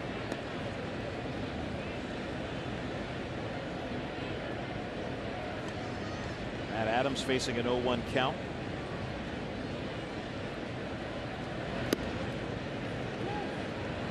Darryl Kyle had one of the best curveballs. Well, I can go ahead and say it. He had the best curveball I've ever seen. I had the misfortune of facing him several times. But he had a really short stride, and when he came at you, he would plant that front leg and he'd do such a good job of getting over the front side, which allowed him to get on top of that curveball and pull straight down, and that thing would just snap hook straight down from your chest down to your toes. It almost felt like, you know, it was going down a wall. It didn't like have any, you know, depth coming through the zone. It just like got to the hitting zone and went straight down. Tough guy to square up. And I happened to be on the Astros ball club with Biggio and Bagwell, who were teammates of Darryl Kyle at the time. And it was devastating news just for baseball alone. But in that clubhouse, to be near Baggy, Biggio, Shane Reynolds was on that team. I think Billy Wagner was friends with him too. So there was some connection there, and those guys were absolutely crushed to hear that he had passed away. And I remember that day because we had a moment of silence, and I don't think Baggy and Biggio, that was the first time I think all year that those guys decided not to play in a baseball game. Wow. Just because of how close they were to Darryl. And they were weeping openly during that moment of silence and during the national anthem. So that was a tough time for Major League Baseball. And Darryl Kyle was one of those guys that was truly loved by a lot of teammates. Cardinals were in Chicago to play the Cubs. As Adams down on strikes, 6 strikeout for McHugh. And Darryl Kyle wasn't at the ballpark, started searching for him, found him dead in his hotel room. Died suddenly, 33 years old. I've actually talked to people who were at Wrigley Field the day that happened, and it was a surreal scene because, you know, the start of the game was delayed. Nobody knew what was going on. No information was given to the folks in the stands or to much of the media as to what was happening. And then several of the players on both teams came out onto the field to let the fans know what had happened and that they weren't going to be playing a baseball game that day. And I believe it was something like they were waiting about an hour or so. Yeah. They handled it very professionally, and eventually Joe Girardi, who was the manager of the Cubs at the time, came out, like you said, with both teams on the field behind him and had to break the news to a sold-out Wrigley crowd, which is unheard of. Yeah, without a doubt. Certainly missed Darryl Kyle. 33. I mean, he had plenty left in the tank as far as pitching in the major leagues. No question. 2-1 now to Peralta. Colin McHugh, after throwing that complete game against the Diamondbacks, first of his career, back on May 30th. Last 2 starts had gone 9 innings combined. Speaking of curveballs, there you get a good look at Colin McHugh's on that super mode coming out of that hand. Good break. Good deception. And I'm reminded by Bobby Dynamite, who was up in the train at Minute Maid Park. Sure. Had a good point that I completely forgot about. Jeff Bagwell had a walk-off game-winning hit in that game that he did not play because Darryl Kyle passed away. How about that? How Pretty about emotional. That? And you know he had to have been thinking of him as he got that hit. Oh, absolutely.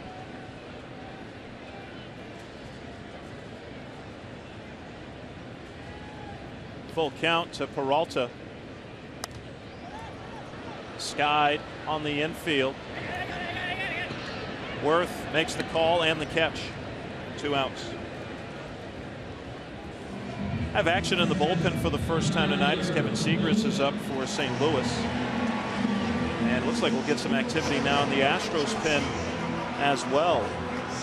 Michael Feliz just started playing catch. So both starters getting near the end of the line. Next pitch will be the 90th for McHugh. You get a look at Feliz, who got up last night as well, but did not get into the game. Pitcher spot due up 2 spots after Yadier Molina, batting now for St. Louis. 1-0.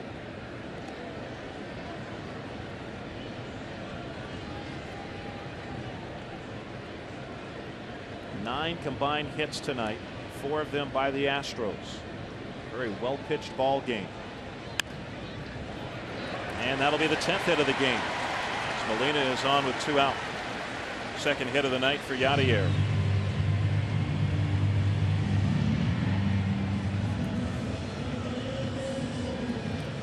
And now you have the number 8 hitter Diaz coming to the plate. And you can't assume that the pitcher's going to bat after him. Probably not. So not a situation where you don't pitch really to the 8 hitters. Now Brent Strom will go out and talk with Colin McHugh.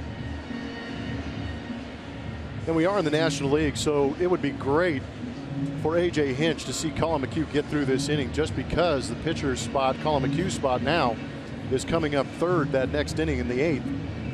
So he would like to see him push through, get this out. Therefore, he wouldn't have to try and double switch or only use a pitcher for 1 inning. Yeah, without a doubt, things get much more complicated should McHugh not get out of this inning.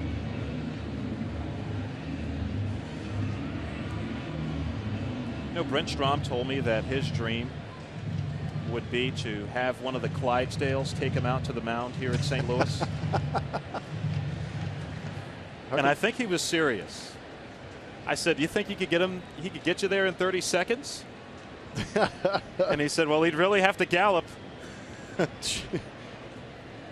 is hilarious.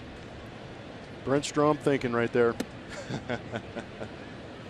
Tony Sipp has joined Michael Feliz now in the Astros bullpen. Came on and got a big out last night. Sipp did. And Greg Garcia has moved into the on-deck circle, a hit for the pitcher Wainwright.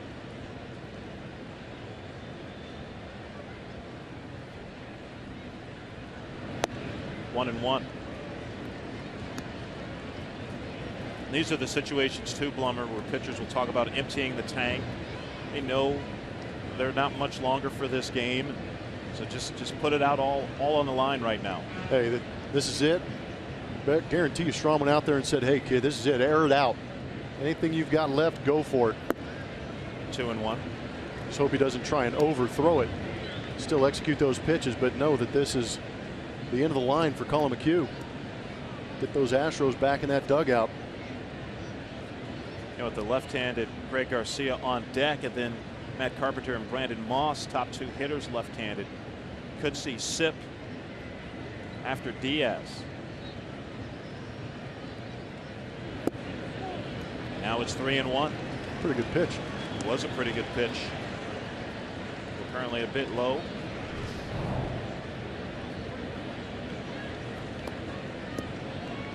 Good job by Diaz not chasing after that. Jeff Kellogg getting that one right. Crew chief of this 4-man crew.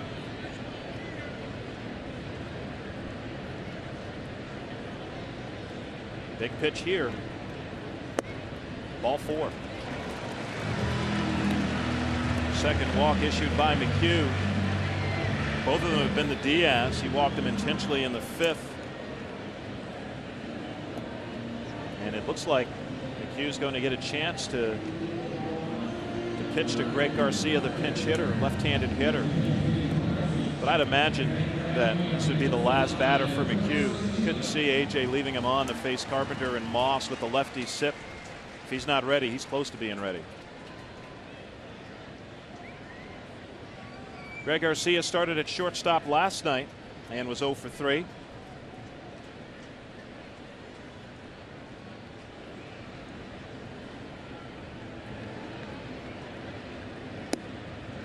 Starts him off with a breaking ball. Good start getting ahead. Coming off the bench and pinch hitting. The mentality is trying to hunt that heater early in the count. You don't get it, that pitcher gets ahead early with that off-speed pitch. Kind of puts you in a little bit of a hole. When you think about the really great pinch hitters over the years, whether you talk about someone like John Vanderwall for many years with the Rockies, or Lenny Harris, who did it for a bunch of teams. Almost all of those guys hunted the fastball early in the count. If they got it, they were hacking. It's not fun sitting around for 2 hours and trying to hit something with a wrinkle in it.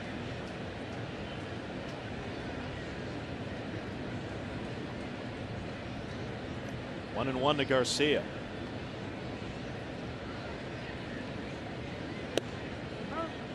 And McHugh falls behind. Gosh, hit his spot too. Jason Castro didn't have to move that glove much.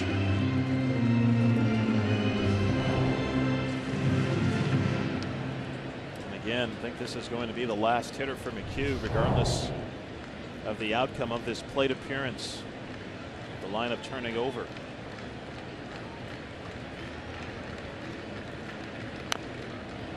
You really would like to see McHugh finish it off right here, because after Garcia, you're going to see two left-handers in Matt Carpenter and Brandon Moss. He would like to use Tony Sipp for more than one hitter. Whereas if he comes in relief, if Garcia gets on to face Matt Carpenter, gets him out, unless A.J. Hinch double switches, you're going to see Tony Sipp for just one batter. Right, because the pitcher spot is due to lead off, or due up third rather, in the top of the eighth for the Astros.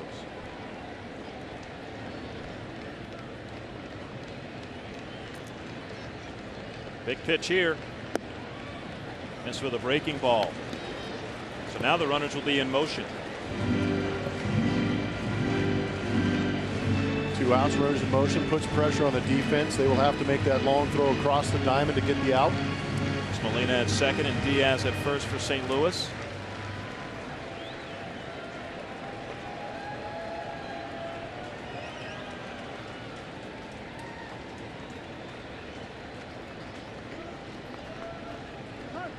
Now Garcia steps out.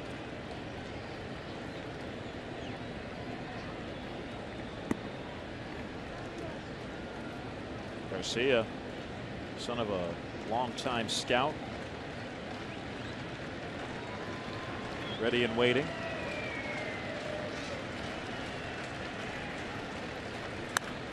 Hit hard, past Altuve. Springer up with it quickly. And Diaz is safe. Or Molina, beg your pardon. Diaz goes to third. Greg Garcia with a big pinch hit to break the scoreless tie.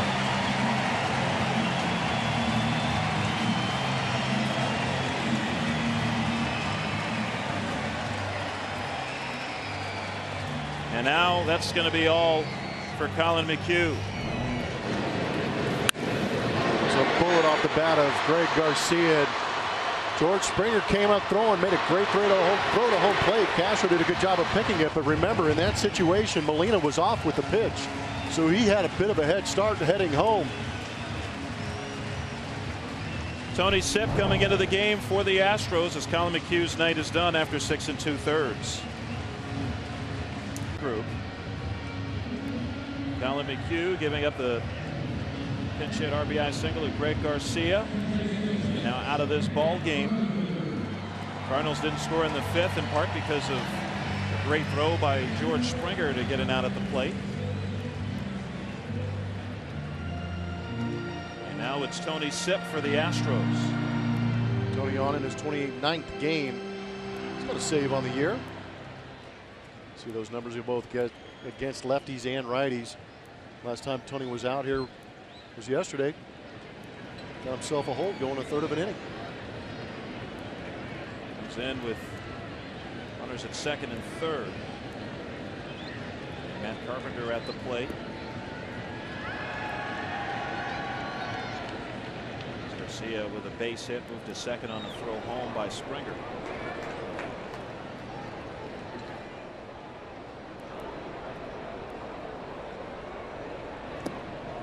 One and 0. Sipp facing Brandon Moss in last night's game, striking him out. Moss, the on-deck hitter for the Cardinals.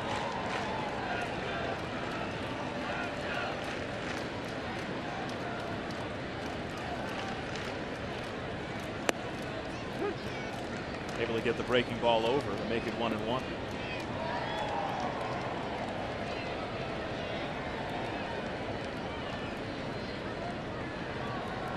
Seager still up in the Cardinals bullpen. Looks like the Astros will see him in the top of the 8th inning. At the bottom third of the order up. Likely a pinch hitter in that third batter of the inning, a sip spot.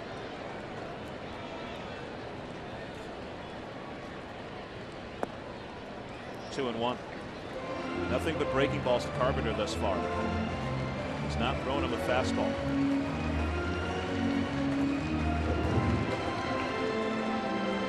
Sure, he's trying to get him to roll over into that shift. Just off the edges of the plate. Carpenter not biting. Forcing Tony Sipp to get back in that strike zone.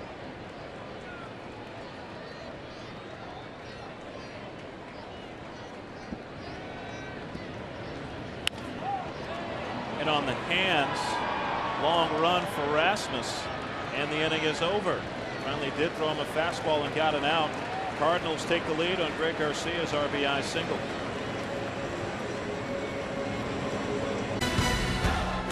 Welcome you back to Busch Stadium. 1-0 Cardinals now leading the Astros top of the 8th, and we'll see Carlos Gomez up here. AJ Hinch talking about him earlier, saying he's handling the breaking balls much better, and his confidence is starting to grow with that. And he's always going to have that exuberant style at the plate, and they're not going to try to take that away from him. But putting together good at bats here lately, and everyone's noticed the spectacles that Gomez has been wearing. Those are prescription. You know, a big part of picking up breaking balls is depth perception, and that. And in wearing these, it's a little bit clearer, a little bit better than wearing regular contacts. So he is trying to wear these. It's an adjustment. He says they're kind of bugging him a little bit when he has to wipe the sweat and stuff. So it's something he's having to get used to, but he's trying, and it's definitely helping him, guys. All right, so we do solve that mystery. They are prescription. And whatever Gomez is doing, it's been working lately. 2 hits yesterday, a walk tonight, and not chasing nearly as much as Julia mentioned over the last few days. Kevin Seagrass, the new pitcher. 29th game. It's got doing a great job with runners in scoring position, which is key for guys coming out of the bullpen, because sometimes they find themselves in situations with inherited runners. Hit sharply through the left side, and Gomez is on the lead off here in the top of the 8th. By the way, some defensive changes for the Cardinals as well. As Brandon Moss has moved over to left field. Jeremy Hazelbaker now in center, and Stephen Piscotty is in right. And now we'll have Marwin Gonzalez coming up as a pinch hitter for the Astros, replacing Castro. So Marwin get an opportunity here. 2 for 3 with an RBI double yesterday, hitting .406 on this road trip, and he's done a nice job in that pinch hitting role.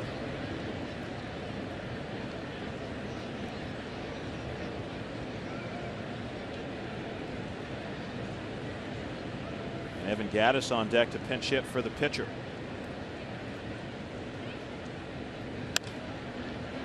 Lifted to left center. The new center fielder Hazelbaker's there, makes the catch. Houston Methodist brings us our league leaders. We're going to look at the AL wildcard race. Red Sox and Blue Jays in those 2 wildcard spots. Behind them, the Mariners at a half game, tied with the Royals. Creep on down there. The Astros 4.5 back in that wildcard race. It's early, but it's fun to look at. It certainly is. Trail in the division by 9.5 coming into tonight to the Rangers, 3rd place. It's now Gattis pinch hitting for Tony Sipp. Gattis 0 for his last 15. Gomez back easily.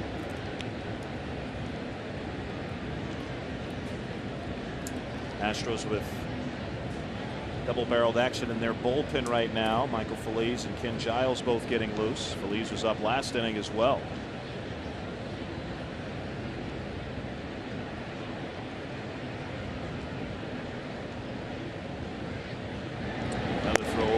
Base. Gomez 7 steals and 9 attempts on the year.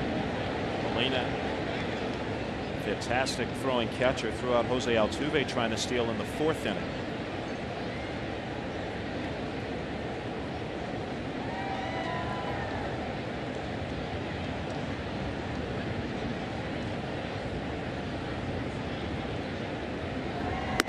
pitch out, nothing's happening. Cardinals closer Trevor Rosenthal is now throwing in their bullpen.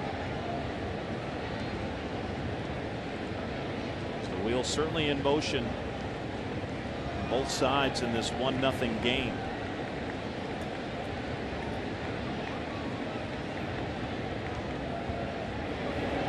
Gomez getting plenty of attention from Segrist. Already seen the Cardinals pitch out.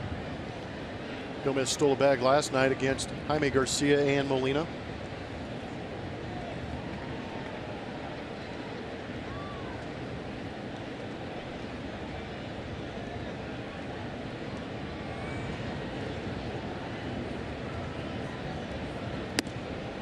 Two and 0. Gaddis working himself into a favorable count.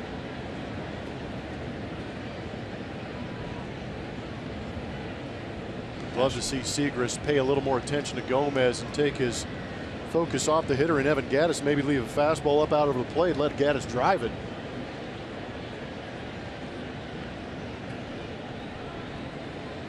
Snap throw over to first base, and they got him. So Segrist showing Gomez a different move there, and Carlos Gomez picked off first base. A.J. Hinch on the top step may challenge.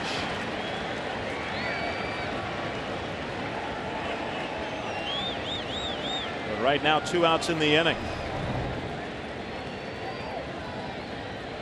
Yeah, that's not even close.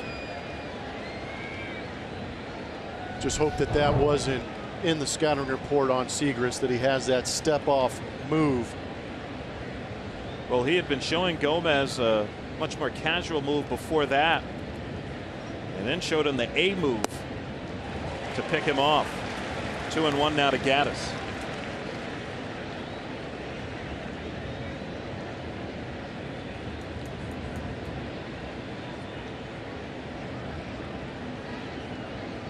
Now Gaddis trying to make something happen with 2 outs.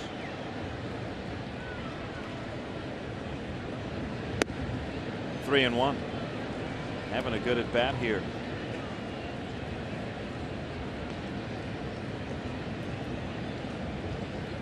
Such a big key to this Astros lineup when he's producing. Did not get the start tonight. Was catching yesterday. Ball 4. Nice to bat against Segrist, and the Astros have a 2-out base runner for Springer. Join us for Father's Day at Minute Maid Park this Sunday the 19th. 10,000 fans in attendance get Astros socks presented by Houston Methodist. For more information, visit Astros.com or call 1-877-9-ASTROS. Jeff Blum looking forward to getting those socks to put in his Astros gym bag that he's also going to get this weekend. Yeah, according to Julia, I need some fresh socks.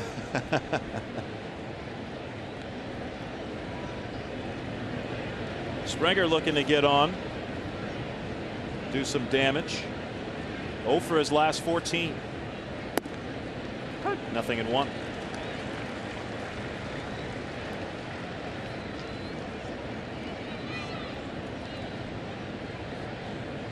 Segrist has really been a big key to the Cardinals. That bridge to their closer Rosenthal. He and Sung-Hwan Oh, the 2 main relievers, will go to in the 7th and 8th innings when they're ahead. That's hit pretty well and pretty deep to right center field. Long run for Piscotty and Hazelbaker, and that ball's gone. George Springer, a go-ahead 2-run home run. 2-1 Astros. That is absolutely overwhelming a baseball right there by George Springer. Off-speed pitch that you're able to drive out to the opposite field. That is some big-time man strength from George Springer, who has been having a heck of a game on the defensive side. Now adds some of that offensive power to it. Here's a good look at it. Breaking ball just flattened out, center cut, and George Springer leans back on it. That is a strong man doing some powerful things right there, picking up Colin McHugh. 0-1 to Danny Worth. Springer's 15th home run, now has 40 RBIs as Piscotty trying to rob it, but could not. 5th home run Segrist has allowed this year. 1-1. Now that's how you break out of an 0 for 14. Man, you ain't lying. Do it with some damage. That was impressive.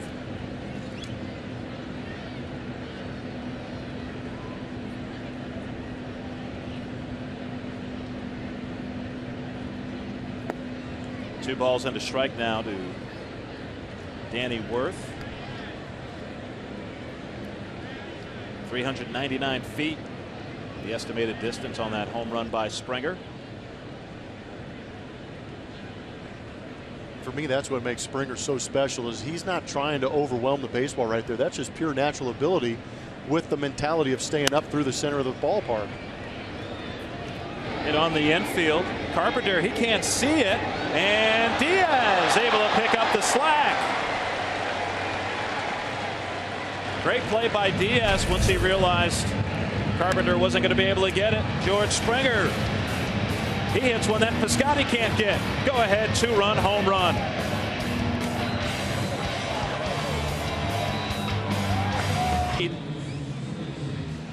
As the Astros will make a couple of changes, a new battery, Evan Gattis pinch hitting after Castro was pinch hit for, so Gattis now behind the plate for a new pitcher, Ken Giles.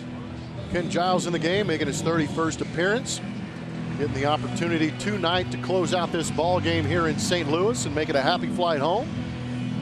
That middle line is a very good line to see from Ken Giles. We talked about it last night when he came in the ball game. We have seen a very good commanding slider from Ken Giles, which I think, I'm sure Robert agrees, makes that fastball at 97 plus miles an hour that much better. It certainly does. By the way, Marwin Gonzalez will also stay in the game at first base. See Springer, who hit the go-ahead homer. Moss takes a slider in the dirt. So Gattis now catching and Marwin playing at first. The Astros trying to sweep this mini 2-game series from the St. Louis Cardinals.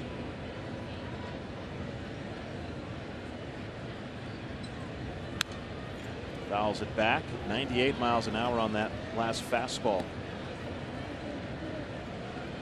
Seen that velocity climb for Giles as the year has progressed. Start of the season, he was around 95. Now consistently seeing him in the upper 90s. I've seen him touch triple digits a handful of times.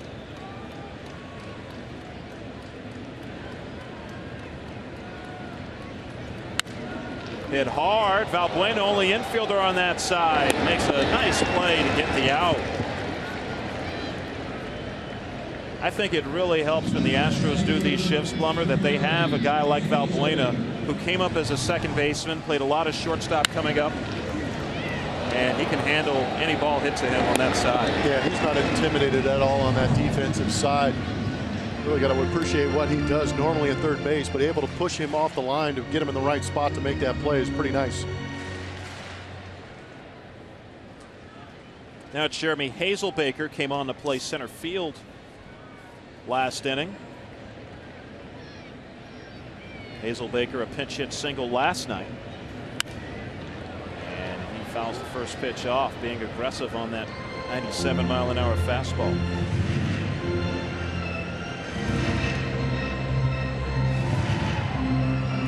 Both starting pitchers pitched brilliantly. Neither one of them will figure in the decision tonight, however, as Adam Wainwright, he won't get his 14th win against the Astros. He had come in and won 7 straight starts against Houston.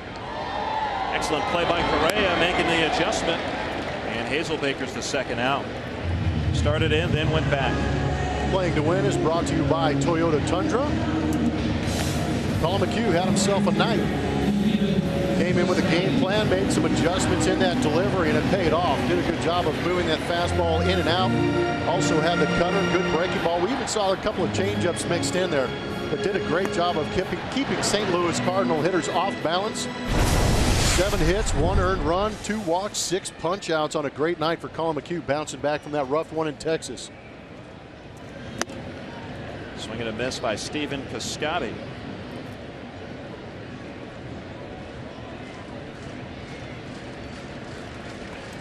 Move to right field in the top half of the 8th inning.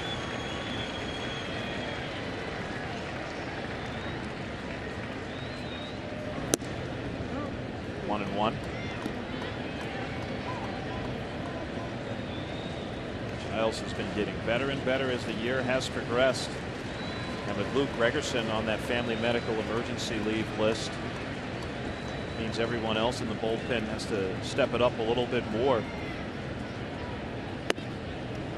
What an awkward looking swing by Piscotty on that slider. Well, you're sitting on 100 miles an hour and a guy snaps a slider like that. It's pretty good. And I apologize. I said it was a safe situation earlier when he came in. I got a little excited from George's home run. Well, if he stays in the game. Yeah. Finishes it. Although that's unlikely. Did he go around? He did not, says Scott Barry. Good pitch in a 1-2 count, though. Keep it off that edge, break it off. Almost got Piscotty to chase after it. It is so hard to account for that slider because of how hard Giles throws that fastball. And that just makes that slider play up even better. And the thing about it, too, is that it coming out of Ken Giles' hand, that slider comes out on the same plane as the fastball. That's what makes it even harder, too. It doesn't have that jump out of the top of the hand where you can recognize break early. It is still in that same plane, and by the time you recognize it, is snapping out of the zone. Full count to Piscotty. Long run for Springer. And he won't have a play. 99 on that fastball.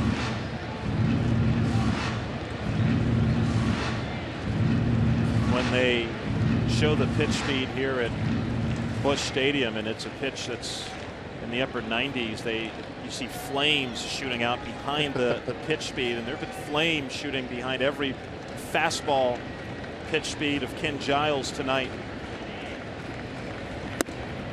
Ball 4.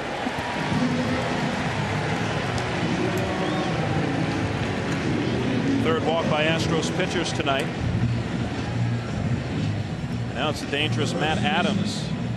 Giles tried to snap that slider right there. Just overthrew it. And A.J. Hinch, this isn't a pitching change. This is A.J. He wants to deliver a message to Ken Giles and Jason Castro, or beg your pardon, Evan Gattis right here. Gattis replacing Castro this inning. And I think, Lumber, this is probably about how to pitch Adams here. Yeah, usually it is reinforcing the positive for A.J. Hinch, going out there and confirming that, Ken, you have a very good fastball. You have a very good slider. Even though this guy is left-handed, stay with your command, stay on the edges, and execute the pitch that Gattis puts down.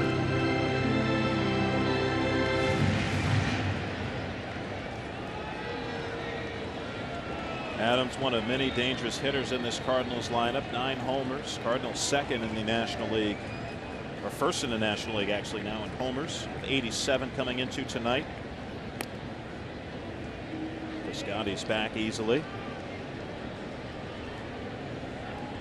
Piscotty 3 steals and 8 attempts, not exactly efficient. No one on this Cardinals team has more than 4 steals. Mentioned earlier, next to last in the National League in stolen bases. Nothing in 1. Started him off with a slider. That's good to see. Evan Gattis put down that sign for the slider, give that confidence back to Ken Giles that he can throw that thing for a strike after walking Hazelbaker on that slider up. Or Piscotty, I apologize.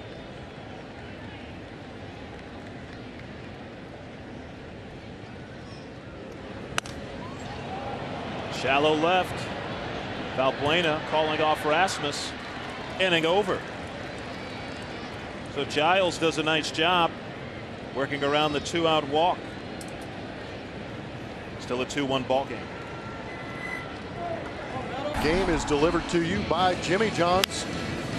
George Springer's been having himself a night. This is a big play right here on a drop shot off the bat of Johnny Peralta. The spin move and the laser to home plate. Huge play early on this game to pick up Colin McHugh, and then right here gets Colin McHugh off the hook, driving that slider out the other way. You see the excitement from this young man, knowing that he has done it all, both offensively and defensively in this ball game, to help the Astros to this 2-1 lead. Fantastic game for George Springer. And the Cardinals, down by a run going to the 9th inning, will bring in their closer, Trevor Rosenthal, one of the better closers in baseball. Yeah, he can bring a little bit of noise himself.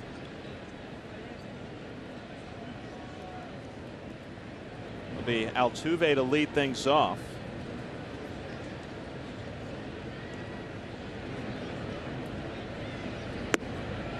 He looks at a strike. Jose extending his hit streak to 7 games with his base hit in the 1st inning. Rosenthal replacing Kevin Segrist, who is on the hook right now, giving up the go-ahead 2-run blast to Springer. That's hit hard by Altuve, and he has another multi-hit game.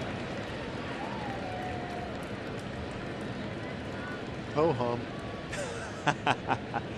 91 hits on the year for Jose Altuve. You know, Altuve has more multi-hit games in his career than he has games in which he has gone hitless. It's a good number. It is a good number.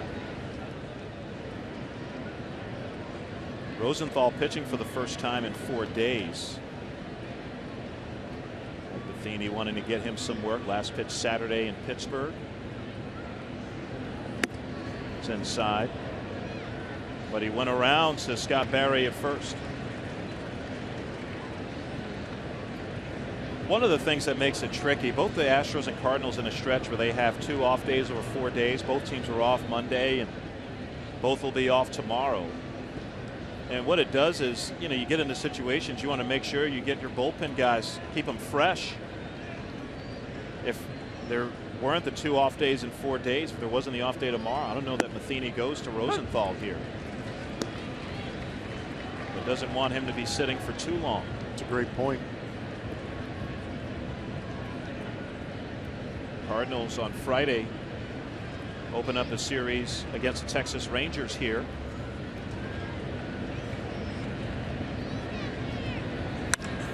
That's hit sharply by Correa. Altuve trying to go to third. Piscotty's throw not nearly in time. Excellent base running by Altuve. You can tell he was thinking first to third as soon as that ball was hit. Second hit for Correa. Altuve plays this game hard. Reminds me of the way he goes first to third, a lot of what Jeff Bagwell would do. Takes great routes, is willing to challenge outfielders on their throws. But you could see as soon as he realized that was going to be a base hit, he put his head down and decided he is going to make it to third base. We talked about it earlier in the game. Not many great arms in that outfield for the Cardinals. Infield comes in for Rasmus, who has a hit tonight. Astros would love to pick up some insurance runs. 0-1. Will Harris warming in the Astros bullpen, preparing for a save chance in the bottom of the 9th. Peralta, Molina, and Diaz will be due up for the Cardinals in the bottom of the 9th. Looking ahead.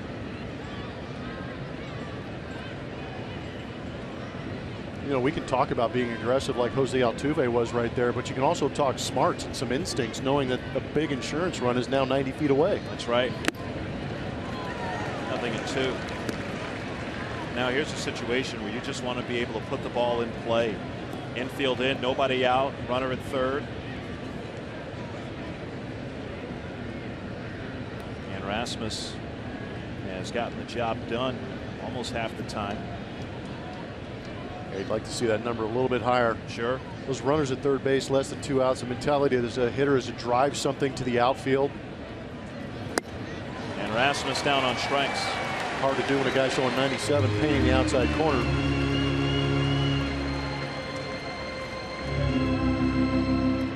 So 1 out. Infield will remain in more than likely for Valbuena, at least remain in at third. See, the middle infielders are going to back up. Look for that double play. Valbuena with a single in the 5th, moved to third base in the bottom half of the 8th inning.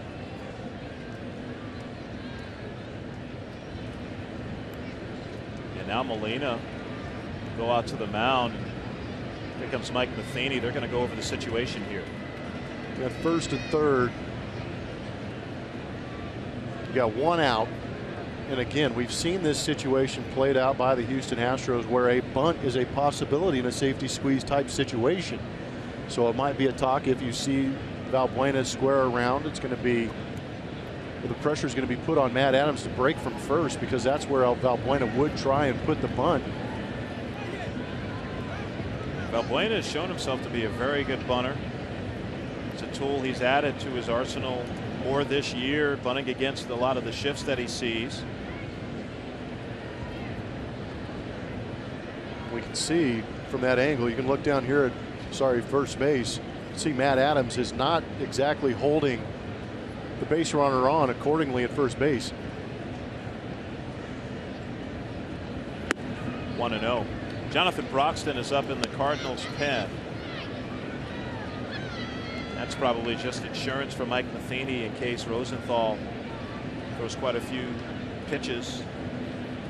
That's what I'm talking about over there. Normally holding the base runner on right on the base, but he is not. He's well off, possibly anticipating the potential bunt.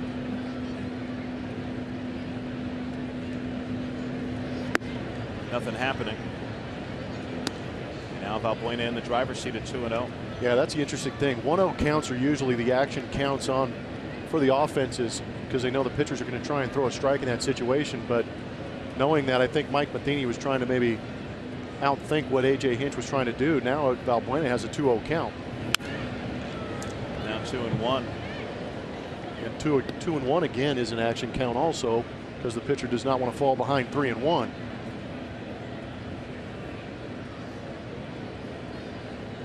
Be nice if Rosenthal could make a mistake and throw a fastball down in the zone, because that happens to be a spot where Valbuena has a tendency to go down and get it. Get that ball in the air. Yep.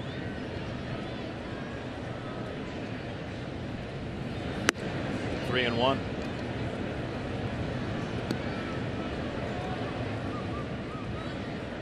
Really got to lock in on a pitch you know you can drive to the outfield if you're Luis Valbuena.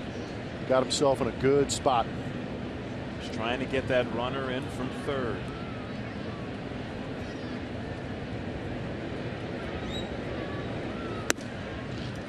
Doesn't see anything that he can drive. Takes the walk, and the bases are loaded with one out.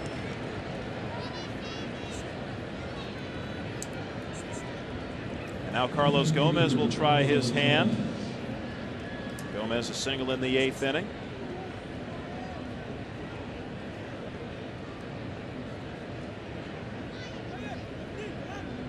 And swinging the bat better of late. You can see he has some experience against Rosenthal, playing in the Milwaukee Brewers organization in the National League Central.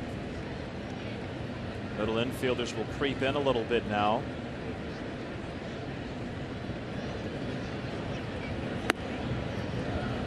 Trying to crowd him. Good take. Tell you what, Carlos Gomez with the rec specs on at home plate, not too bad. No, not at all. He may throw those contact lenses away from here on out. I might help him.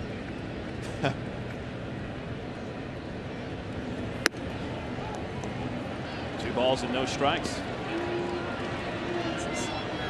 Rosenthal can't throw a strike right now.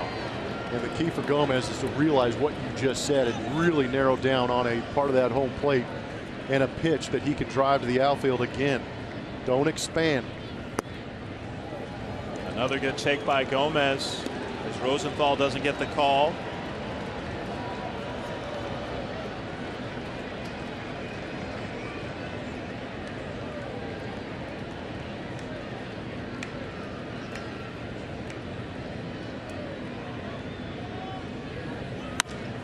Hit sharply into right field. Altuve scores. Correa coming home. Throw to the plate, not nearly in time. Carlos Gomez with a clutch 2-run single, and the Astros lead is 4-1. Attaboy, Rex Specs getting it done. How about that? Green light, 3-0 count. Doesn't get too big, trying to do too much. Gets on top of the ball, drives it the other way. 2 more insurance runs. Beautiful at bat by Carlos Gomez. Watch him get on top of this baseball, not trying to do too much. Man, that's a beautiful piece of hitting in a tough situation. So Trevor Rosenthal's night has come to an end. Retires only one hitter. Jonathan Broxton coming in. We'll be back. Helping the Astros add to their lead here in the 9th inning. And Trevor Rosenthal out. Jonathan Broxton in. 28th appearance. Big right-hander's been around for a while. Doing a good job in those last 7 games, holding opponents to an .091 batting average. He's been around long enough, Robert, that I actually have a couple ABs off of him. How'd you do? A couple of knocks here and there. Here and there. Yeah. He was with the LA Dodgers when I faced him. And this guy, especially when he first came up, threw about as hard as anyone. He was like he was the beginning of that phase of relievers that just all of a sudden figured out how to throw 97+ miles an hour with a turbo slider. Had 36 saves with the Dodgers in 2009. He's also pitched for the Royals, Reds, Brewers. Acquired in a trade from Milwaukee by the Cardinals last year. Cardinals re-upping him to a 2-year extension this past offseason. 1-1.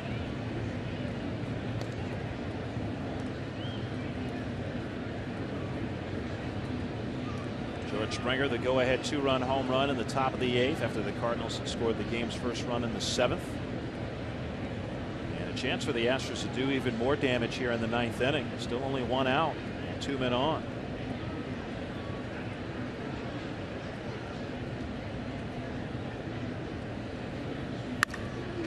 Laced into center field, but that is right at Hazelbaker for the 2nd out. By the way, Jeff Blum, you were 2 for 6 with 3 walks and 2 strikeouts against Jonathan Broxton. Yes. Hey, after I called you out and said you were 0 for 3 last time the Astros beat Adam Wainwright. You owed me. I'm picking you up. Yeah, I appreciate that. Pat Law of averages. Pat Neshek warming next to Will Harris. It would be Neshek if it's no longer a save situation, which would be the case if the Astros get another run.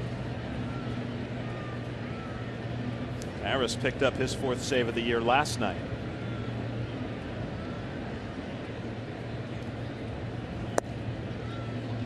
Who was when you think about some of the tougher pitchers in the game when you played, Blummer, who was the one that you handled the best that you can remember? I got Kurt Schilling. Okay. Pretty good. Smoltz. It wasn't until later in Greg Maddox's career that I actually started to get a couple hits off him, but he was filthy. He just screw you into the ground, just toying with your brain and your swing.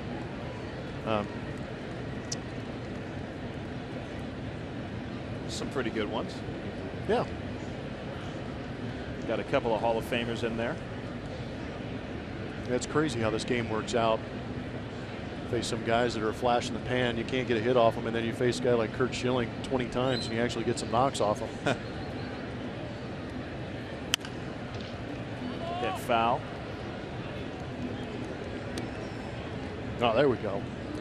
Look at the guys in the truck taking care of you, Blummer. Man, I appreciate them so much. Next round's on me, boys. Yeah, I didn't realize Aaron Harang. Wow.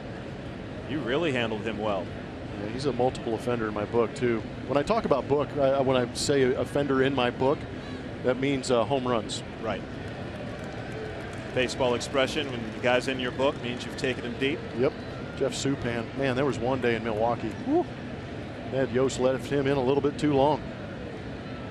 You took advantage, huh? Oh, did I? 3-1 now to Gaddis.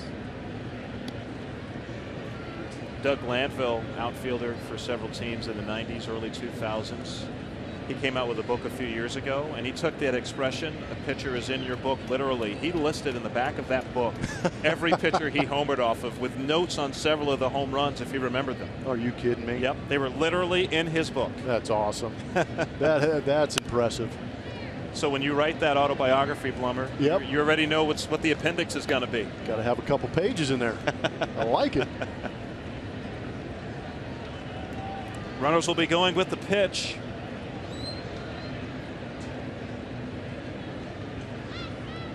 to see the Astros have some success against some of the Cardinals' better relievers. Springer, the 2-run home run off Segrist. And Trevor Rosenthal scuffling in his third of an inning. He's responsible for the 2 runners on.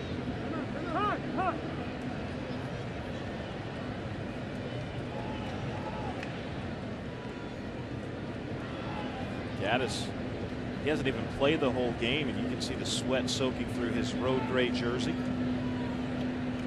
95 degrees, the game time temperature today.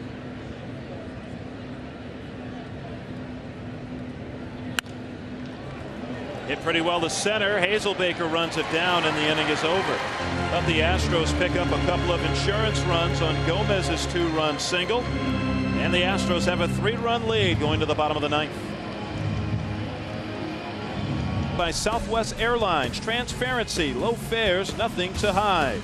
By Toyota, let's go places. Well, the Astros certainly going places in the late innings tonight, scoring 4 times over the last 2 innings. And they hand a 3-run lead with 3 outs left to get to Will Harris. There's Will Harris coming on. Perfect in those save situations. Done a great job out of that bullpen overall. Earned the right to come into that save situation. Luke Gregerson is still away from the team, taking care of some things at home with the family. Wish him well. But how about Will Harris? 17 hits allowed, all of them singles. And he'll start off with Johnny Peralta, who's 1 for 3 tonight.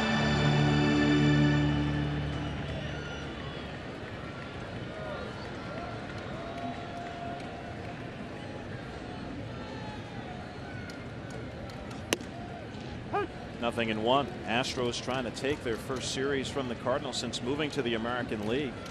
Astros and Cardinals played interleague play 2013. Astros first year in the AL. St. Louis split 2 games at Minute Maid Park and won both games the 2 teams played that year here at Busch Stadium. 1-1. Astros have an interleague series coming up over the weekend with Cincinnati. 2013 was also the last time they faced the Reds.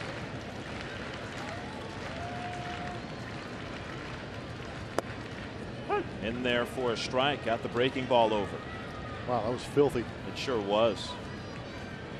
I was talking with AJ Hinch a couple of weeks ago about Will Harris and his breaking ball, and AJ made a really good point about, when you think about late inning relievers, usually they'll have, if they're going to have a breaking ball, it'll be a slider or a splitter. You'll see some guys with really good change-ups, but you don't see too many guys, AJ Hinch was pointing out, with that great overhand curveball who are setup relievers late in games or closers late in games.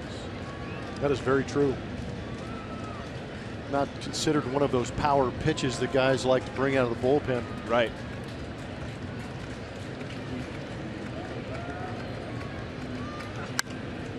Hit pretty well to right center by Peralta. Gomez on his horse. He's there. And then does a tumble. Nice behind the back flip to Springer. George giving him a hard time. He's like, can you do anything that will keep you off the camera? Seriously. And the dismount. Russian judge gives him a 10.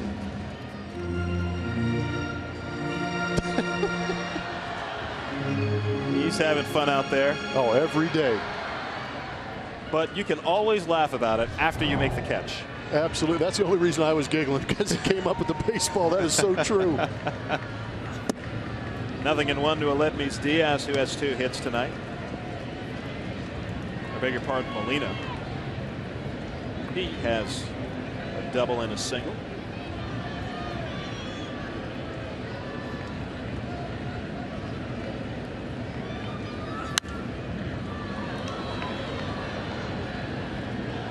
And Molina in an 0-2 count.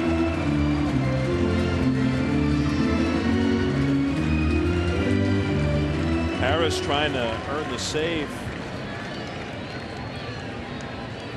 for the 3rd time since Saturday.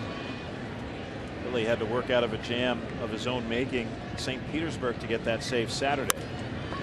Rolled over to the left side. Tough play for Valbuena. And Molina has an infield hit.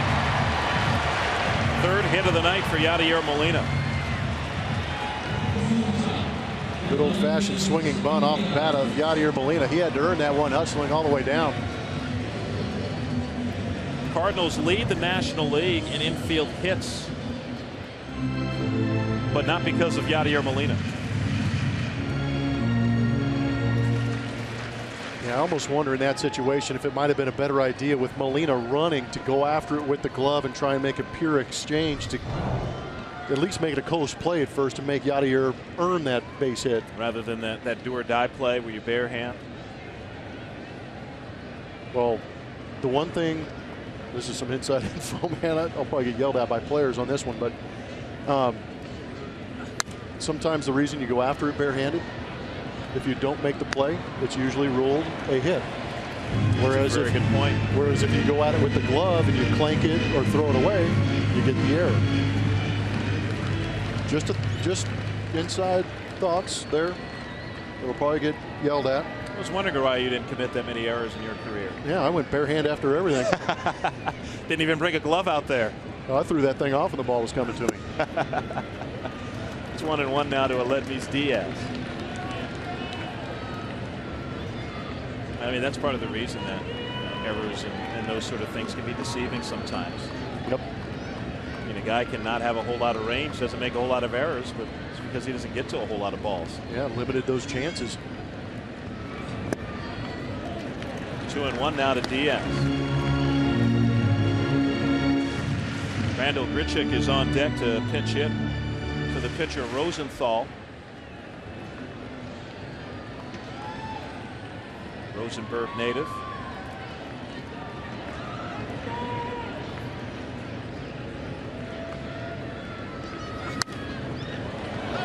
Pop up on 2-1. Gaddis.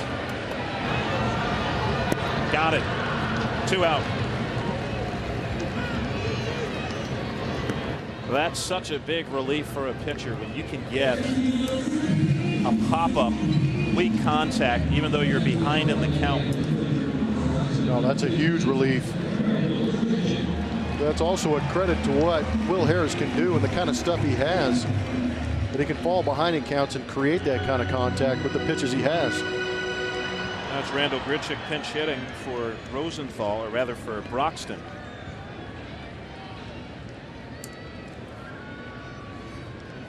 Grichuk, last played on Sunday, homered in that game in Pittsburgh.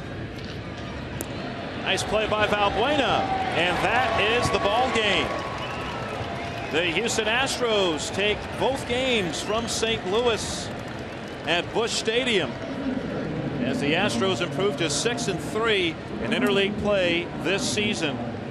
Fantastic starting performance by Colin McHugh, some clutch hitting late. George Springer coming up with some big hits and some big plays in the field as the Astros take both games. 4-1 the final. Hey, what's up? Baby? Hey, the pitch that needs to be called is the pitch that I want to call.